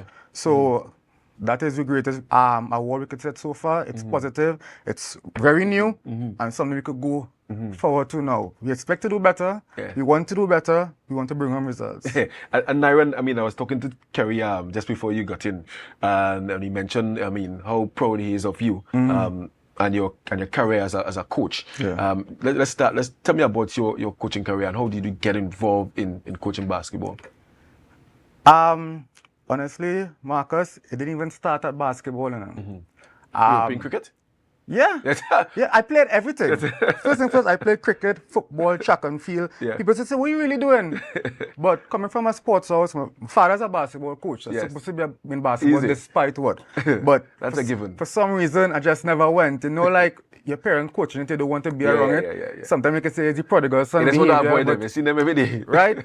So, I remember grandfather listening to cricket on the radio. I always sit down with a radio next to my ear, listening to cricket. All these long time men, Corey Colomore, Moving Dylan, watching these men running board. That's a big name they call anyway. I telling you, and then trust me, a good thing you make a change because West Indies right now, dog. Pain and sorrow. 2 o'clock, 3 o'clock, 4 o'clock in the morning, sitting up to watch games. You know how them days used to be, watching them play Test cricket in England and this kind of stuff. The discipline. The love I had for this game, I remember that it's not like no other. So I could say cricket is where I stood on. And I remember after school, I was just relaxing, working, because I play all sports. I just not really on it anymore in that type of way. An opportunity came up for a scholarship in Tobago for basketball. And I remember my father told me, hey, Nyron, go and try out for the basketball scholarship. In them times, I realized I can still play everything, cricket, football, basketball. Because when I got this scholarship and I went down to Trinidad, those same guys who I used to play cricket with and stuff was there. So you're finding me playing basketball when I can, playing cricket, playing football with all the scholarship guys the same way. And coming out of college, I realized I was working in Trinidad. That's right before COVID. And when COVID happened and stuff, and I came back home, I remember seeing Kerry on the court, going on the court now and then. And Kerry was like, hey, Nyron, come and get my help out now, boy, because it's my brother since a long time. I remember seeing Kerry 4 o'clock in the morning, bouncing ball outside by me through my father, right? He was always disciplined, that type of way. 4 o'clock, 5 o'clock, you show. Every day you see Kerry bouncing a ball. And from that little call and that little help out doing it, you realize, hey, Upper really 4 or 5 from the training, you love this, and seeing the growth in these kids is what is pushing you more. Yes, yes. Seeing them finding the they love, seeing them finding the discipline, seeing them go in that kind of positive direction, seeing their work ethic, seeing how they find the balance even in school, because that's most important. Some of these first gen, you see them going to all kind of colleges like Chris, some of the first gen, now I hear me, Howard University is going to. Howard, he's going to Howard? Yeah. Oh, nice. And then some of these guys are going to Jamaica and stuff. So the first journey actually seeing them coming out good. So because academics is also part of it. Very also. Important. So happy to see that. Yeah, fantastic. And before we go, Nyron, I mean, so much we could talk about in terms of Nyron Ali, because I've seen you in operation with Signal Hill. Yeah. We could talk about Signal Hill as well. But I want to get from you before you go, because Kerry mentioned that Mike was going to take this Tobago zonal finals on Saturday. They're going to wrap it up in 2 games. Disrespectful. But he also mentioned that you are the coach of the Vikings team in the finals, and you're also playing Bike Boys. Yeah. Wow. Let's explain that for me. Conflict. So what I want to do right now is find me. Who want to find you? Your team want to find you. The captain of Bike Boys want to find me. I'm supporting them with that one. But as I was telling him, I'm loyal to my team, I'm loyal to Vikings. It's my brand. It's my boys I've been raising. And it's the first time up in that kind of level before, from straight finals, school basketball all the way into Tobago zone. So I'm really proud of them. Experience beat us in the first game. As expected, these guys have been there, done it already. For 20 years, chemistry they have built. So all my boys could do is bring that fight. It was an 82-68 game. Right. I believe once we keep this team anywhere between 65 to 70, we have a chance. So Saturday is level 1-1. I realized they didn't come into play. Normally with other teams, they could bring 5, they could bring 6 and scrape through. They're bringing everybody from my young boy. So let them bring them again Saturday. Remember that. Fantastic. Nyron, I want to wish you all the best in your new post as an assistant coach in the national team. And I know it's challenging. But on behalf of Trinidad and Tobago, we thank you for your dedicated service.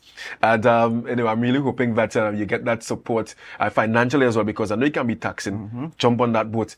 I really try not to do the boat. So again, thank you so much for your service to country. We really appreciate that. Thanks, Marcus. I wish you and the team all the best.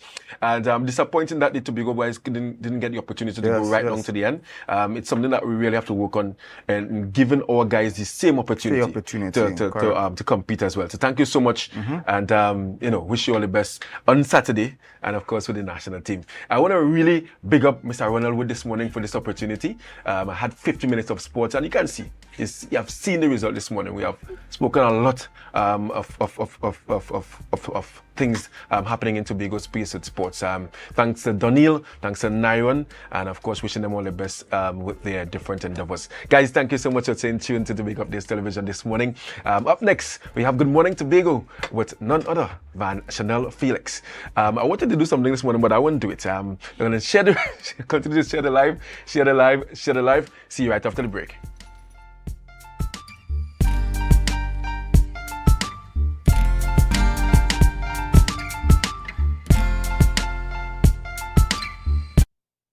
Put a smile on your face when you're moving from place to place. We are here at the Scarborough General Hospital Medical Imaging Department. This morning, we actually hand over our brand new 64-slice CT scanner, replacing the 16-slice scanner that we've had since the inception of the hospital. We've had a CT scanner, but this 64-slice would enable us to have faster images. So it's, of course, shorter scan time for our patients, better imaging quality, so we'll be able to see detail in a much more efficient fashion, enabling better diagnosis, and it will also enable us to do things like CT angiography that we could not have done. So it is really, really an honor being here this morning to finally participate in this ceremony. Of course, we know that the CT scan is one of those pieces of equipment that can really help us with a whole lot. Its capacity to see what is happening within the body means that it can help us when we're dealing with trauma, even when we're dealing with NCDs, when we're dealing with a full gamut, cancers, when we're dealing with a full gamut of diseases in terms of diagnostics. Ready?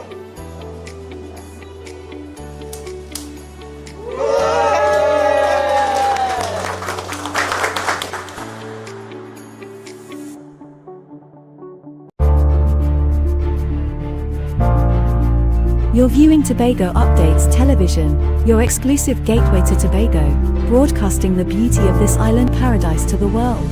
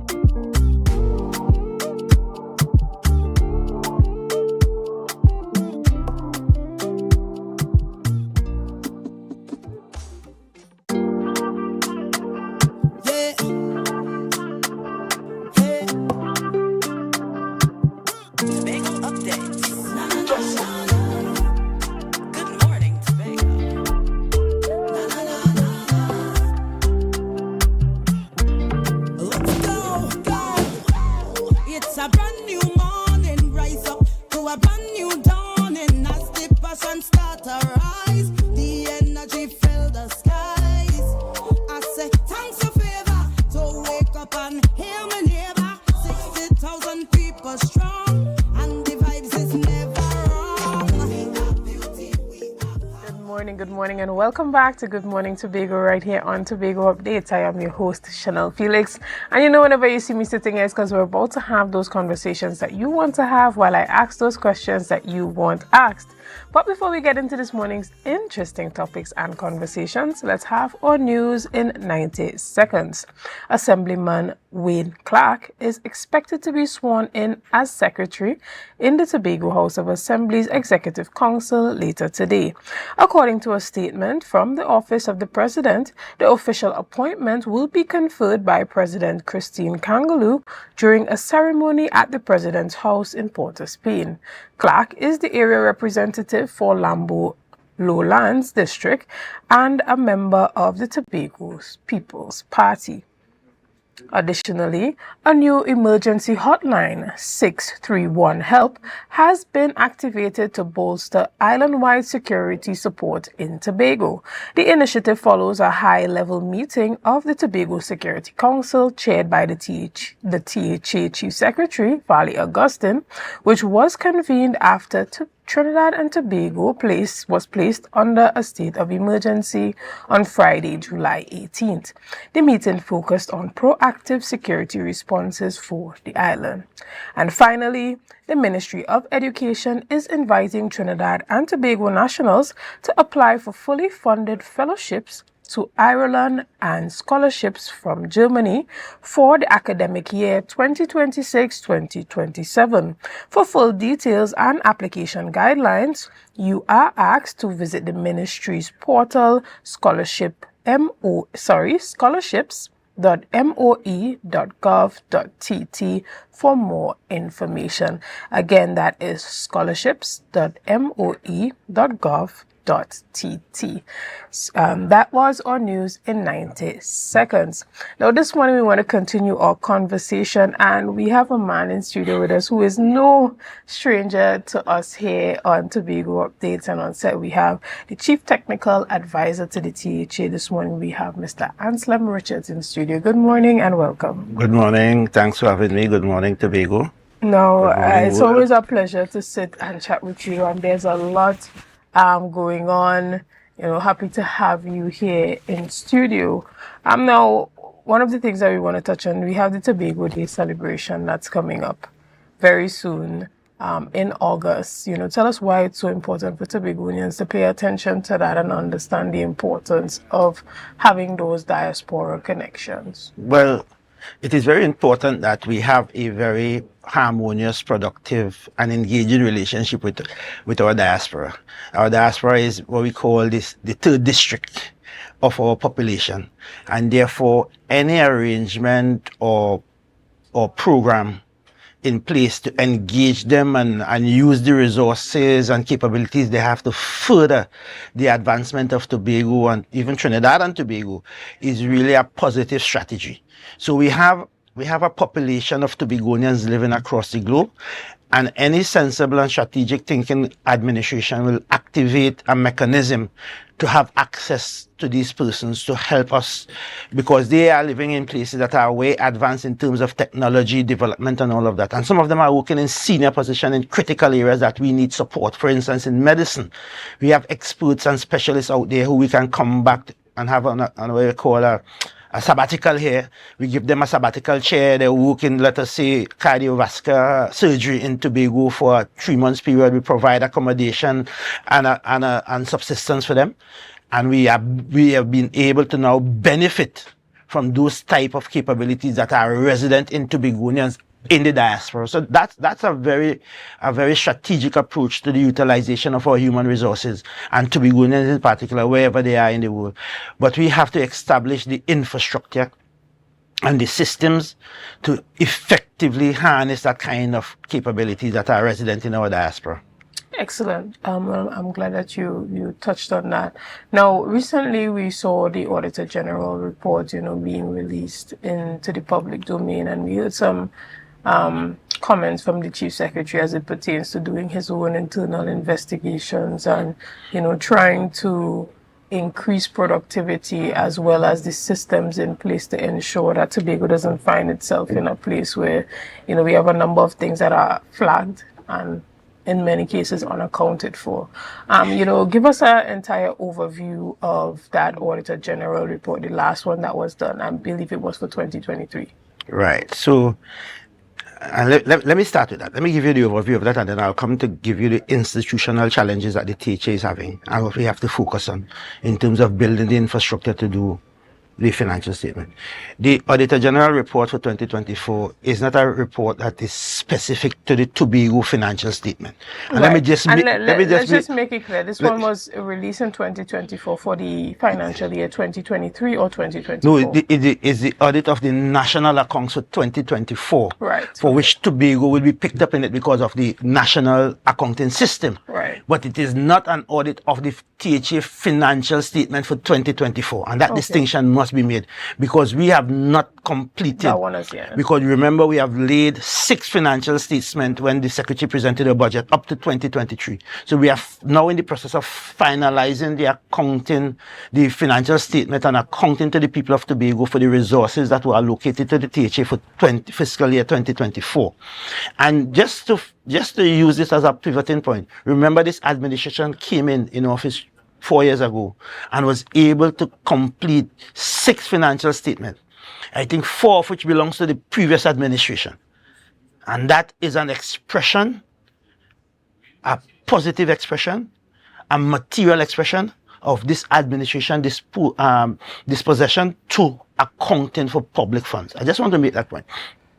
So the Auditor General did a national review of the financing of the government for fiscal 2024.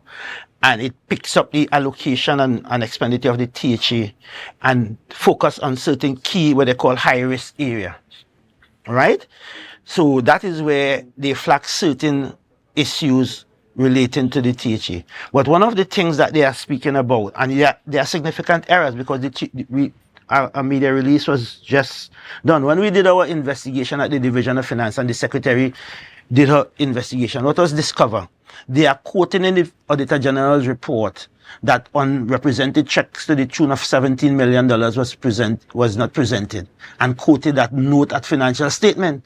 The Auditor General has not audited the financial statement of the THA for 2024 because the statement is incomplete. So that is a very deep-seated error. I don't know if it's a cut and paste activity in the office of the Auditor General, but there was no financial statement submitted to the Auditor General for the THA for fiscal 2024. So there is no material evidence for the Auditor General to be quoting note from a financial statement that has not been presented or represented to the Auditor General for auditing. So there are discrepancies in the report. The administration at this particular point have written a comprehensive response to the Auditor General, asking them to produce the material evidence to support some of the claims in the financial statement. So that is way. So this thing is up in the air, right? I am not saying that there are not financial issues that we need to consider in the THA, and that's why I said I will deal with this first, and I will come back. Now, what is happening in terms of the financial accounting issues or challenges in the THA is the type of financial system we are running. We are running an analog system, a paper-based system, and you in the system where you have these set of brown-colored files tearing up all over the place. If you go up by the old hospital, you will see they have a house up there full of financial records. So you have that system, which is a very laborious and inefficient system to manage $3-point-something billion. And then you have public servants who there are challenges in managing the financial system. So we have a problem. We have systemic problem in the financing and in building the data infrastructure to do the financial statement and to account for the expenditure. That has been flagged by this administration. This administration has put systems in place to reduce and tighten the internal controls to ensure that at the end of every fiscal year, we are able to account comprehensively and totally for the resources that were allocated for the THA. This is a long-standing issue. You remember the previous PNM administration was in office for 21 years and they have not received a single positive Auditor General report over that period. As a matter of fact, they left office and had 5 outstanding financial statements incomplete, which was completed by this administration. So there is a systemic problem, one that deals with the system that we are using to manage the financial resources of the THA, and then there are human resource capacity challenges in the THA, across the THA. I make no apologies for saying that. There are serious human capacity challenges in the Tobago House Assembly, and we have to pay particular focus, intentional, deliberate attention to fixing this problem. Our HR problem in the THA needs serious work. Right, but tell us about the actual system in operation, because we have a situation where the Auditor General is flagging, unverified travel transactions in the tune of $6.8 million in the Division of Tourism. And you have a situation where the Chief Secretary is coming out and saying, well, we have the documentation to support this. And I am not sure why these documents were not given to the Auditor General. And I know that when that Auditor General report is being done, before it is even laid in the Parliament, there's a management letter that comes to the THA indicating that, hey, these are our findings. And if you can indeed support these findings by providing the necessary documents, this is your time to do so. And anyway, you have the Chief Secretary coming out and saying, well, I did not have the privilege of seeing that management document. What is falling down in between there to cause a situation where an important document of that nature doesn't get to the Chief Secretary? Well, I don't even think that document should go to the Chief Secretary, because the Chief Secretary is the head of this thing. You have a management letter coming through the audit process. It comes to the Chief Administrator. I think the Secretary who should be notified about these developments is the Secretary of Finance. Okay. Right? We have to be very systemic in how we do things. She will brief the Chief Secretary on the concerns raised by, but you don't want to burden the Chief Secretary, one man with you go kill the man. and we done killing the man already, right? So we have to use the structure of the institution that we have. So the chief administrator received this management letter. It has serious financial issues as reported. She notified the Secretary of Finance, and then she could brief her Chief Secretary because she is her administrator, right? The Secretary of Finance will now activate the system to see what are the documentation necessary. And I said we have HR problem.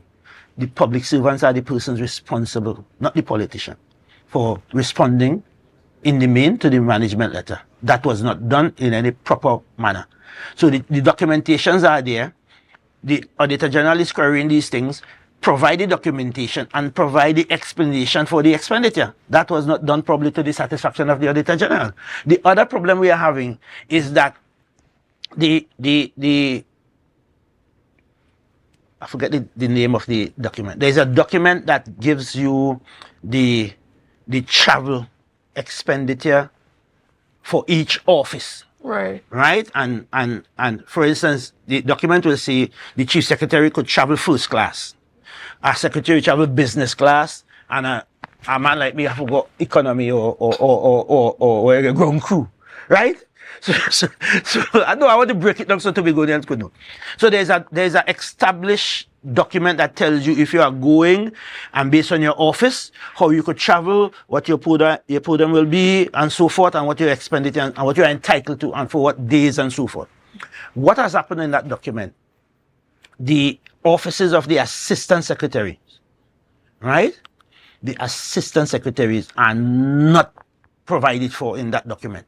So the Executive Council has to make a decision, and they would have made a decision based on what is provided for a secretary, a chief administrator, and they have reasoned themselves and come up with a framework to afford our assistant secretaries to do their official travel in the interest of the people of Tobago. That is what is causing some of those concerns with the Auditor General report. This administration have written to the Ministry of Finance years ago. This administration, probably a year plus, pointing out this loophole or this inadvertent error in the document or gap in the document, asking for direction and clarity as to how we should treat with these things. To date, we have not received any response from the Ministry of Finance. So what should the administration do? We have to we have business to do. We have to make a decision, and that is the authority of the Executive Council. They have not been overpaid. They have not received more stipend than the Chief Secretary or a secretary. It's something below that those offices because of where they are sitting. So those are some of the nuances in the system. So these problems are not unique to the THA, or is that the administration is creating problems.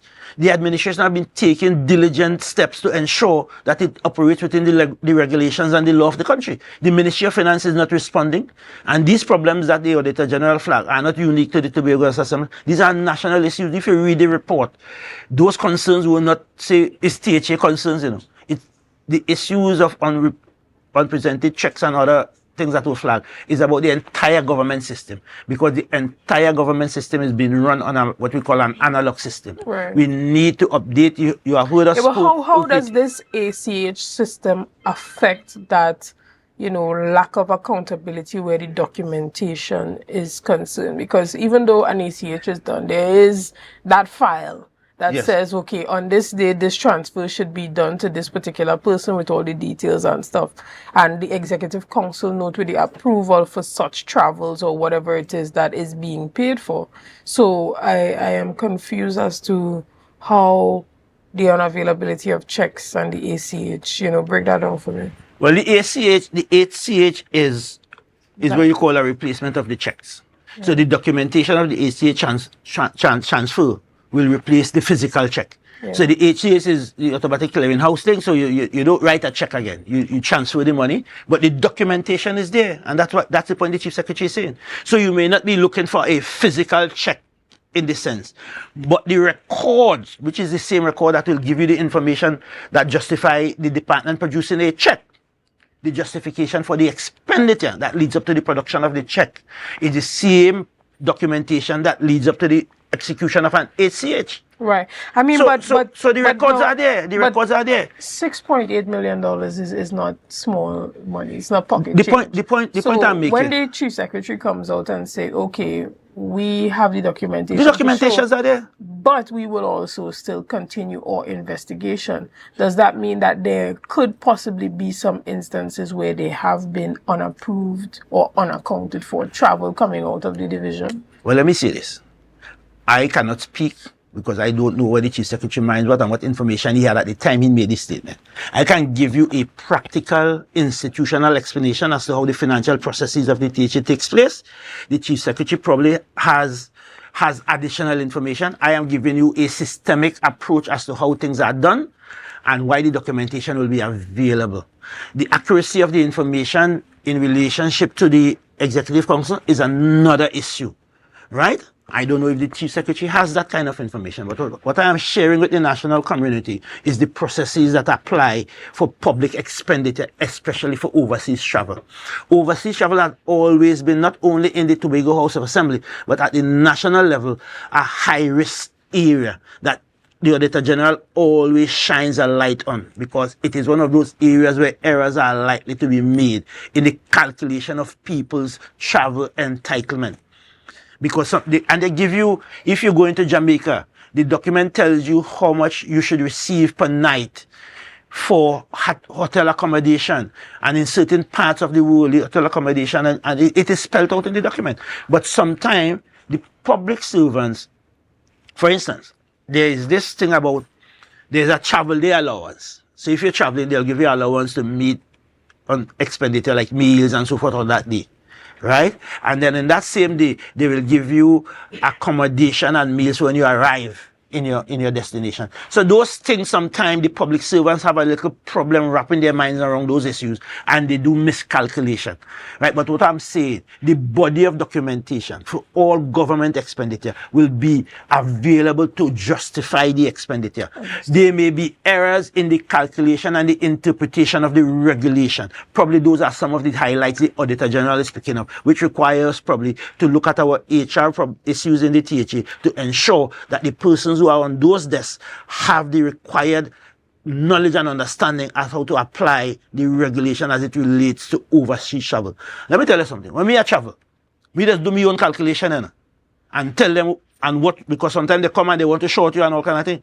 Well, me I count me dollars. So I go through the regulation and do me thing for myself and compare it to what they say. Because I understand that there are problems in the system where those matters are concerned. Understood. We're going to take a quick break and we're going to come back right after this. See you soon. This week at the Tobago Heritage Festival 2025, Natural Treasures Day in Charlottesville, Monday 21st, 9 a.m.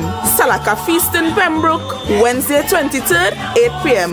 Lekoto Folktales and Superstition, Thursday 24th, 8 p.m. Miss Tobago Heritage Personality Show, Friday 25th, from 6 p.m. Sponsored by First Citizens. Tobago Old Time Carnival Juve, Saturday 26th, 4 a.m. Heritage Calypso Monarch, Saturday 26th from 8 p.m. Buko Unveiled, Sunday 27th.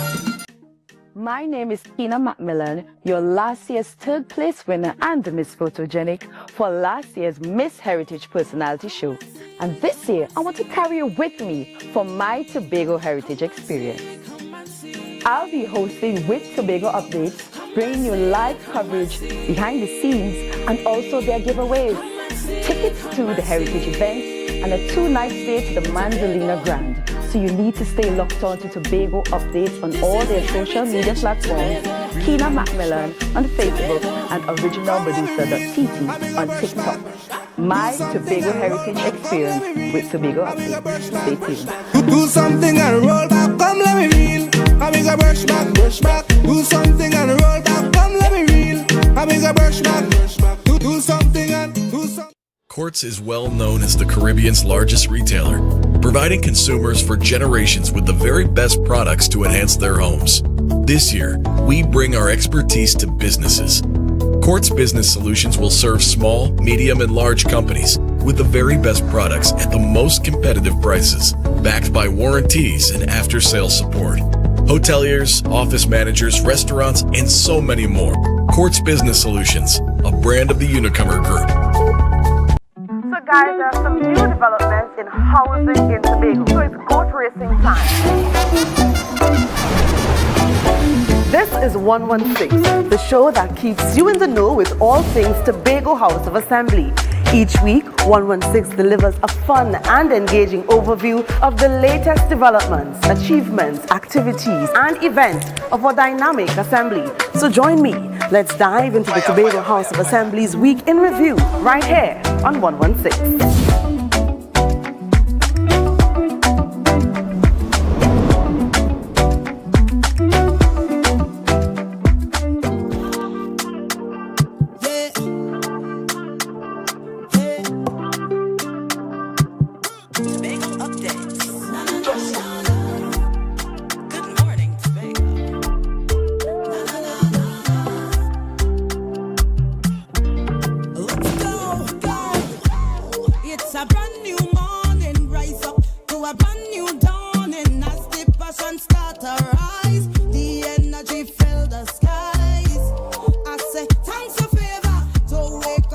Welcome back to Good Morning Tobago right here on Tobago Updates. I am your host, Chanel Felix. This morning I'm in studio and chatting with the Chief Technical Advisor in the Division of Finance, Mr. Anselm Richards. Good morning and welcome back. Thank you for having me. Right, so this morning we've been chatting a bit on that Auditor General report and having a bit of an analysis on some of those findings. And even in, as we look at transparency and accountability to the people of Tobago and Trinidad and Tobago on how public funds are being spent, what is going to be done moving forward to ensure that these type of problems where documentation isn't submitted on time, that we avoid this moving forward, or at least to help fix this very same system that you say is broken? The government of Trinidad and Tobago has to make the conscious decision, the intentional decision to move the accounting system of the government's entities and the government of Trinidad and Tobago from an analog system to a digital platform where all those records will be generated and stored digitally as we move along the process flow for the expenditure of government funds. This paper-based manual system will always create problems for accounting because documents will be lost. They will fall off files. When you go in a division, you see files bigger than your hand. You can't even span it with your hand. And paper file, and they in something with what you call a treasury tab, and the paper falling off, and you have to make a duplicate file. This is nonsense. We are in the 21st century, 2025, and we are still running with a file from the Secretary of Finance to the Secretary down in Tourism. That should be electronically transferred. All those things, we are getting on like we're still living in the Stone Age, in this country, Trinidad and Tobago. We need to move to a digital accounting system that is designed and it have its internal control built in. If you are allowed to spend $5 and you got to spend $6, the system flags you. Right. Your card do nothing. It shuts you down. If you want to print a check and you don't have money in your account as a division, the system shuts down.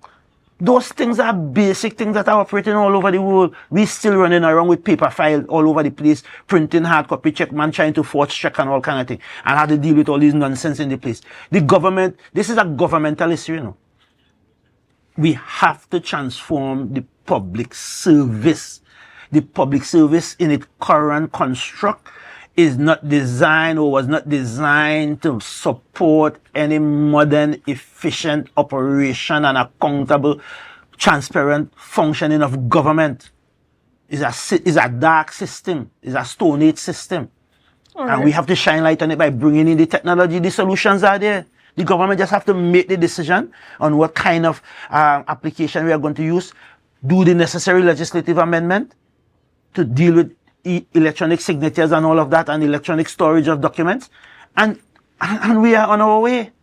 This is a leadership issue, at the national level. Right.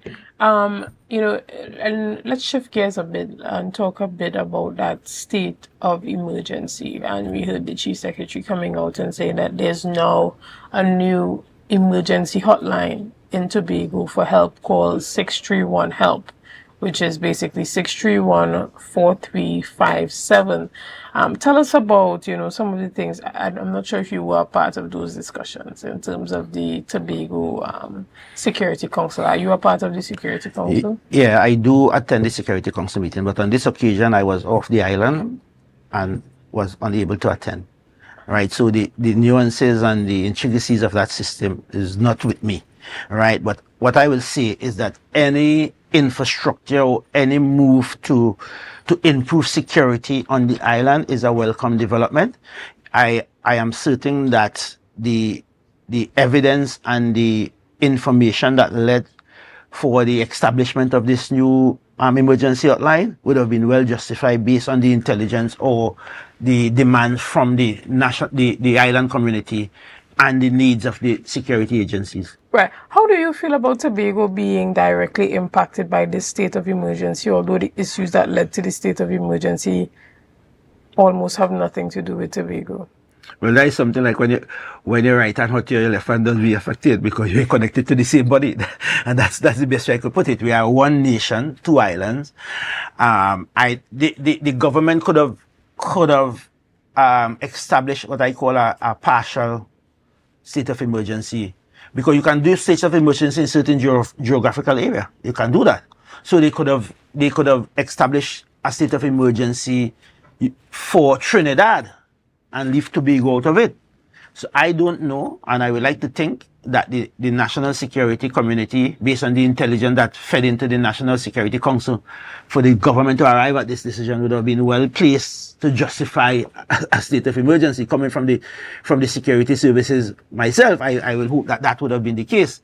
But if we're talking from an economic standpoint and given the fact that Tobago's economy is driven in large measure by tourism, and the implication of a state of emergency is that it sends a signal that there are security issues on the island, then the government had to be a little more nimble based on how it interprets the intelligence that it presented to it as to how we declare states of emergencies. So I would have liked to think that in the context, if the threat wasn't directly affecting Tobago, you could have done a local state of emergency for the island of Trinidad and leave Tobago out of that emergency net as it were. Yeah, but there'll be the argument that, there is free travel and free movement between the two islands. So if criminals feel that they are being threatened in Trinidad, they can simply take a boat and go to Tobago. Well, I will say that you can't use state of emergency to deal with criminality. Right? That is not what the state of emergency was intended for in the first place. So if that is your law enforcement strategy, we're in trouble. Right? I say that up front. Right? If we have criminality as the issue, the national law enforcement community, and in particular, our National Security Intelligence Agency has to do their work. They have to gather the intelligence, convert the intelligence into evidence, and track down these criminals, catch them, and put them before the court. We cannot be activating and pulling the lever of state of emergency every time we feel a man go shoot a gun. We have to get the information, get the gun from him, and get him before the court. That is not what state of emergencies are intended for, right? State of emergency are established when there are severe, clear, and present threats to the citizenry of the country. Whether it's through a natural disaster or an incoming hurricane or somebody planning a coup, a mass destruction and that kind of thing. Not to deal with ordinary day-to-day criminality. I understand that there are people behind the jail, the walls of the jail, forcing the government to establish a state of emergency. Something has to be wrong with the way we are doing national security. Something has to be wrong. Many incarcerated people, forcing the country to declare a state of emergency. We have to rethink our whole security apparatus and how we do security in the nation. Right. I'm glad that you mentioned that specifically, with your background. But even as Tobago has established its own security council, what do you think are some of the plans moving ahead as you have sat in those meetings that you can share with the public as it pertains to ensuring that Tobago sets up its own security apparatus to deal with that level of, systemic crime? I remember that there was the I think, proposal for the establishment of the THA police. The THA police, yeah. Yeah, the Tobago Police Service, I think. The THA police, the Tobago Police Service. THA yeah, police. So that will be a subsidiary arm of the Tobago security infrastructure. So you will have what we call the national police, that what we have now, and then below that you will have the THA police, something like you have the port police, the airport police, but they will have jurisdiction on all the estates of the THA across the island. And they will be able to provide that first level of what we call presence and safety and security, right?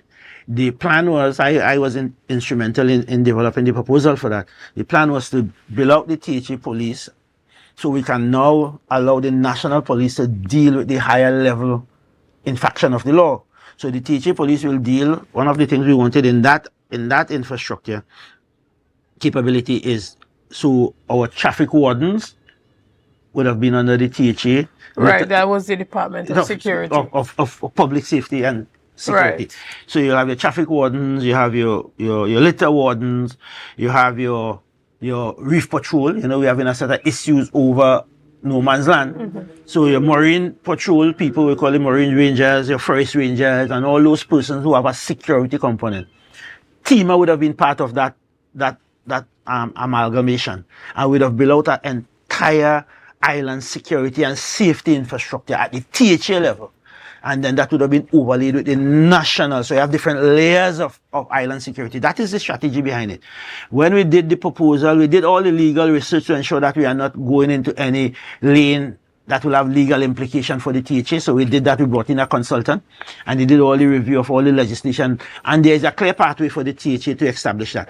When that was clarified, and the conversation was had with the last administration, the then Prime Minister said that his government, through the Office of the Attorney General, would have looked at the THA Act to amend it in keeping with the local government act, where some city corporation can have their police service. So they wanted to do that. So we kind of paused, waiting for that to happen. Nothing happened and the government changed. In the coming weeks, I will have a conversation with the Chief Secretary on the matter for us to really get this project going in the next fiscal year, to ensure that we build out our system, we do our training manuals, we do our recruitment policy and so forth. Because the strategy in this Tobago Police Service is to really train our officers at a minimum to the level of a special reserve police officer. We want to collaborate with the Police Academy in Trinidad to provide the training requirements so that our security, our police, the THA police, will be operating at a very higher level than the ordinary security persons you're seeing all over, littered all over the place in Tobago. So, right? So don't get the language. Littered all over the place in Tobago. So that's the strategy behind it, right? In Tobago, as it is now, what we need is really a more coordinated and strategic deployment of the national security assets, right? The senior superintendent in Tobago, Mr. Early, is my batch. So we have a very good working relationship and I do support him. And we have those conversations going as to how we can, reposition and redeploy the national based on the threats that they are picking up from their intelligence. So that is happening. That work is happening in the backroom processes. And that's why you see overall the security challenges that we had last year when there was another senior superintendent and another assistant commissioner of police have vanished, if I can use that term. So there are some movements in terms of security improvement across the island. We have seen some significant interdiction since he has been here with the drugs at Pigeon Point in the back there and other recovery of firearms and all those things. So things are happening. We have brought on island a unit of the Guard and Emergency and the ITF to provide boosted security support for the Tobago police in that regard. So things are happening. The situation is not perfect. We are building towards an improved security cover for Tobago, working with the security agencies. Excellent. Well, we want to thank you so much for your time this morning and coming in and giving us that level of insight. Guys, we're going to take a quick break right here and we'll be back with much more conversation right after this. See you soon. Thank you.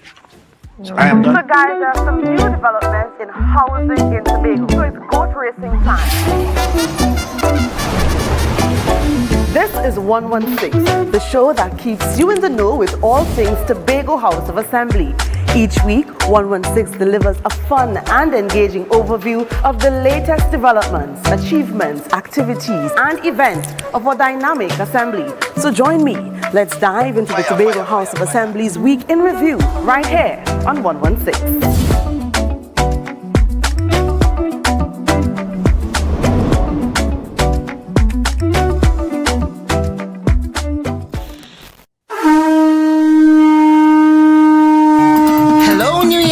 Are you ready to celebrate the essence of Crusoe land and the culture of Tobago? Well, get ready for Tobago Day in New York City, hosted by the Tobago Empowerment and Alliance Mission, Sunday, August 17, 2025, Nazareth High School Courtyard, 475 East 57th Street, Brooklyn, New York, 12 noon to 8 p.m. We bring the Tobago vibes to the Big Apple. Live music, Tobago food, cultural performances, and family fun. So bring Tanty, Granny, the uncle, invite the whole neighborhood. Just bring everybody and bring your significant other too. Come celebrate Tobago Day in New York City, Sunday, August 17th, Nazareth High School Courtyard. But I forget to tell all you, it's we 10th anniversary celebration. For more information, call 929-327-7857 or check Team's Facebook and Instagram pages, Team Tobago Day.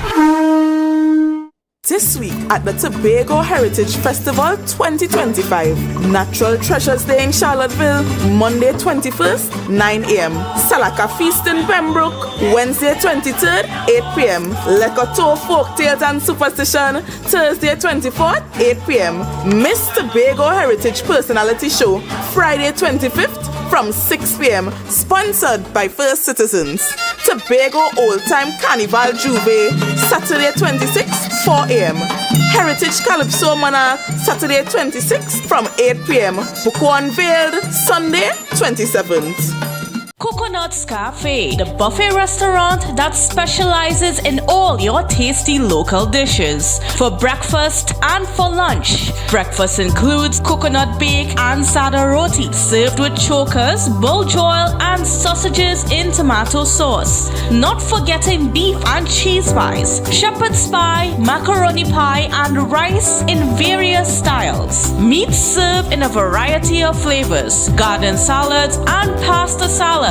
All this accompanied by fruit juices, coconut water, your choice of a great combination to appease your taste buds. So call us today to order, as we are here to accommodate your busy schedules or if you are having a cooking day off.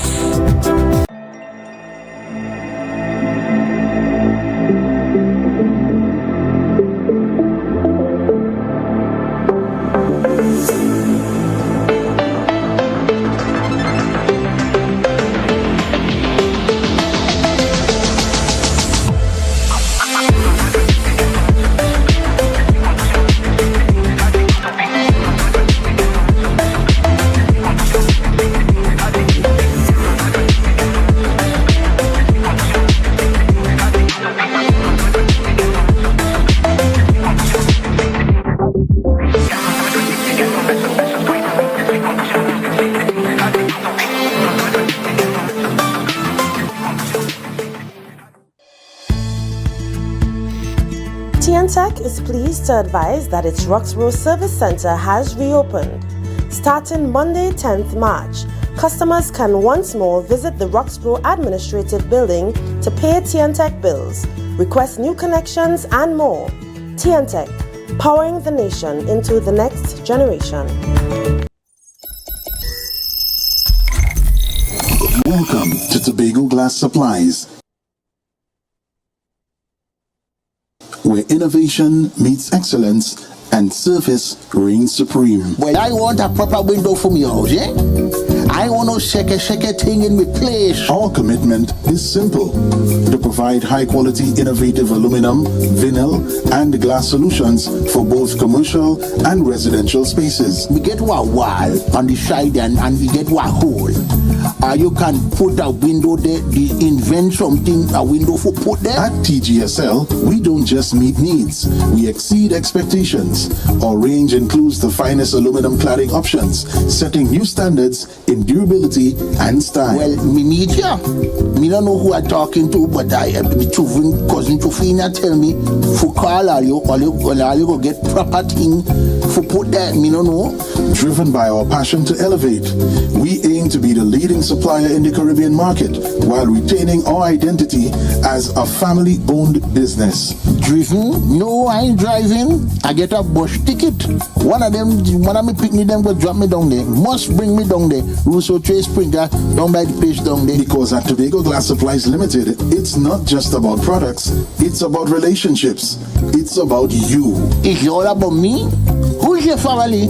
You know Edna and Doka and them, you know them, but you resemble them Edward boy and them Edward people them you. Tobago Glass Supplies, Russo Trey Spring Garden, telephone number 639-6266. Innovation, quality, service. That's Tobago Glass Supplies Limited.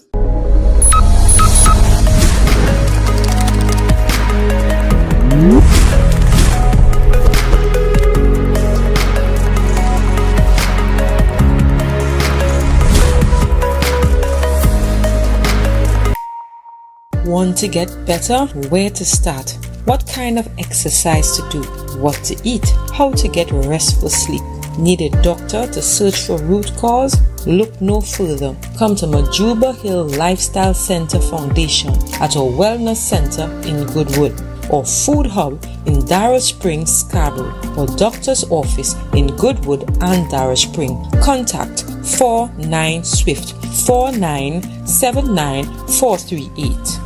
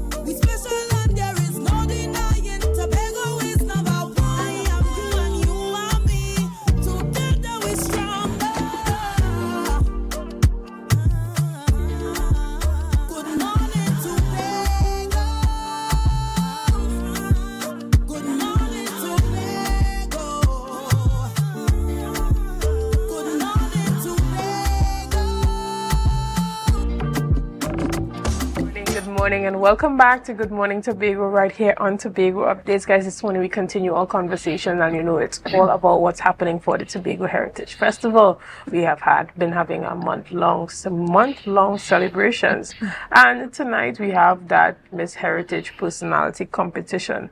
But the Heritage Festival goes from village to village, and this morning we are chatting with the Bethel Village Council. This morning I have the privilege of sitting in studio with Miss Pearl Duke and Mrs.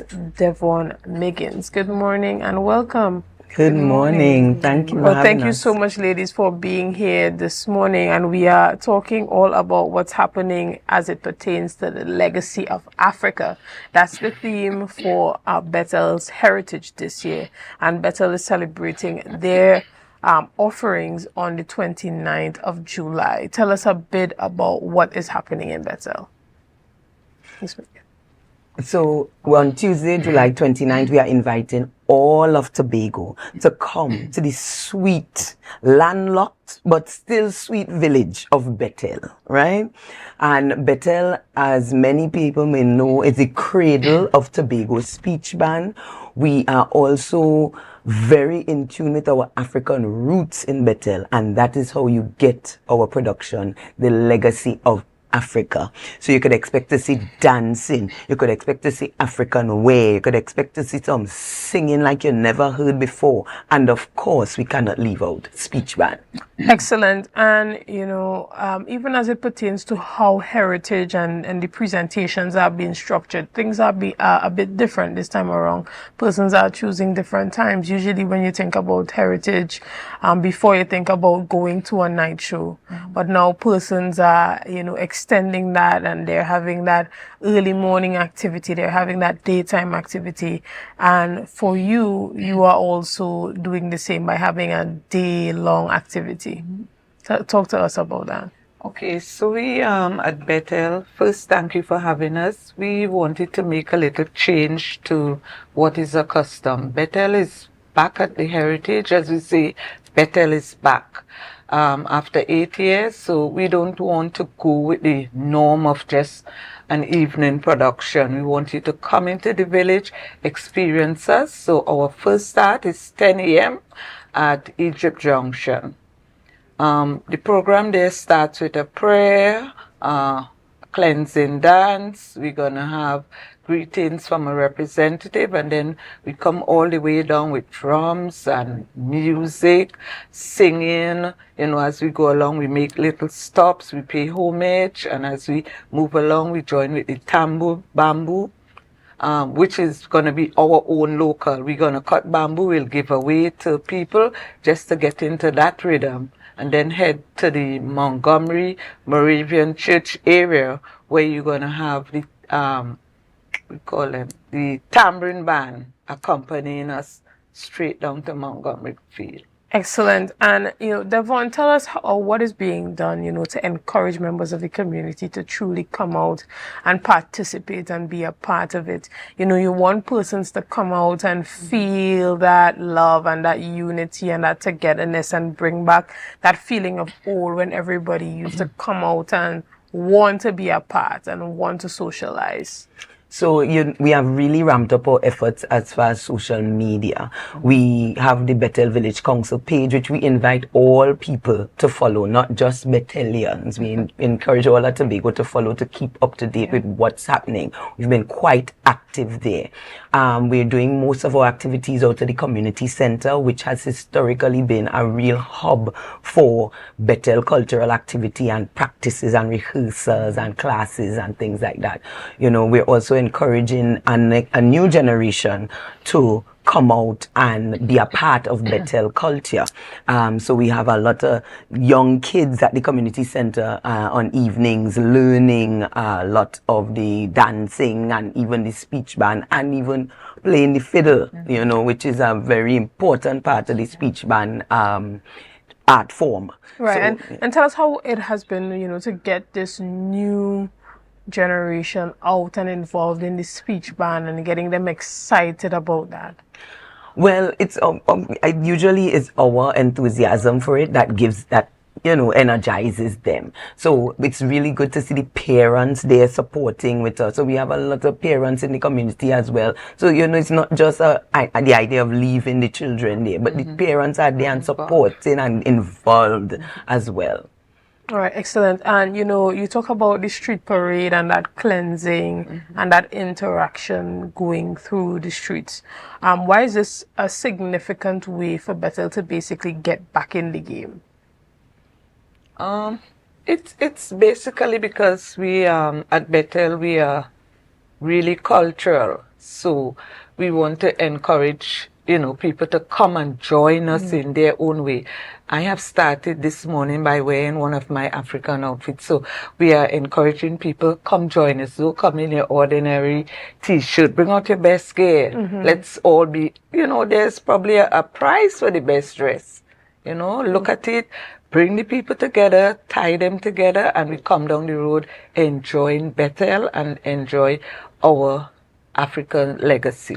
Excellent. And, tell us a little bit about that African village that's happening on the Montgomery field. Okay, at the Montgomery field, we are creating an African village. At that village, we hope to show a lot of things, showcase medicine, medicinal herbs. We want to showcase artifacts which you would have seen long ago that, you know, some people still have their homes and they have the history behind it.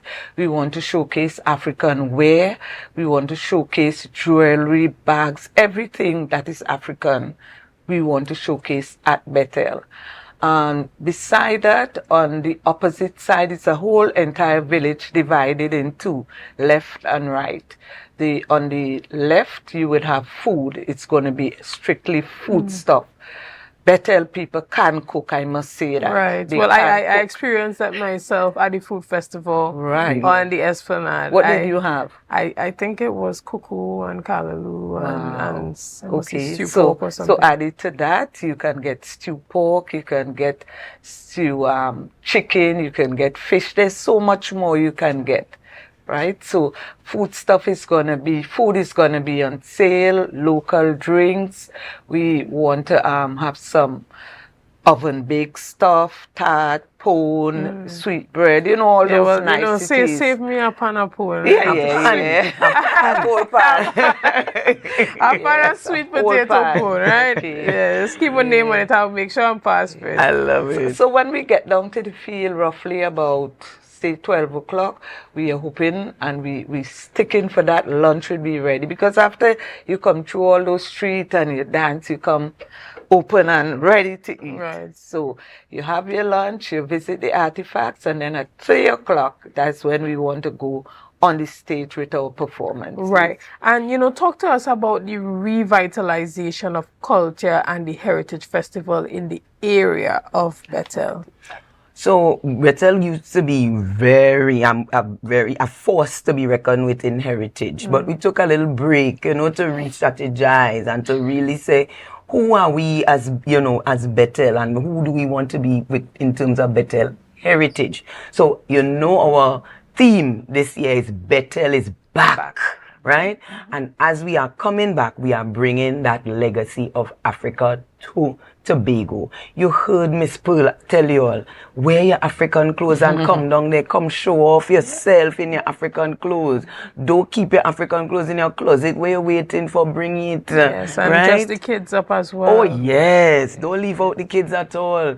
Dress up, if you have a puppy and all, put on your African clothes and bring them down in Bethel Tuesday, July 29th. Excellent, and you heard it here, guys. On Tuesday, July 29th, they have told you that Bethel is back, and they're bigger and better than ever as they celebrate the legacy of Africa. Now, this is happening again on Tuesday the 29th, and it's being kick-started with a 10 a.m. street parade that's going to start at the Egypt Junction and ending at Montgomery Field, where that African village is going to be, where you get the food and a taste and a touch of Africa. And at 3 p.m. there's that stage show, and that stage show would include a number of things. You have those dances, those other performances, as well as that Bethel Indigenous Speech Band. So you don't want to miss that at all. But we want to also encourage you that tonight at the Shore Park Cultural Complex, there's that Tobago Miss Heritage Personality Competition.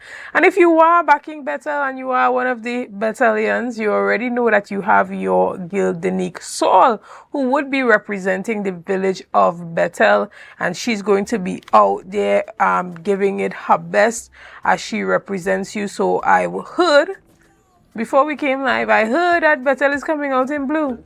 And they say if you don't have one blue, you're not a Bethelian. That's right. So if you are truly out there to support your Bethel girl, you're going to have to come out in blue tonight. So again, it doesn't matter where you're coming from in Tobago. Come out and support all of the young ladies that are going to be putting their best foot forward. So tonight that is happening at the Shore Park Cultural Complex, and you want to be there, and you want to be there on time. You want to be there, and you want to be there on time. So guys, we want to thank you so much for being here this morning, and we wish you all the best as it pertains to the legacy of Africa as Bethel returns to the Tobago. Heritage Festival. Guys, we want to thank you so much for being a part of this morning's discussions. Thank you for your likes, your shares, and your comments, and all that you have been doing and continue to do to make Tobago Updates the #1 broadcaster here on the island of Tobago. Again, I am Chanel Felix, and have a wonderful day. I say thanks a favor to wake up and hear my neighbor. 60,000 people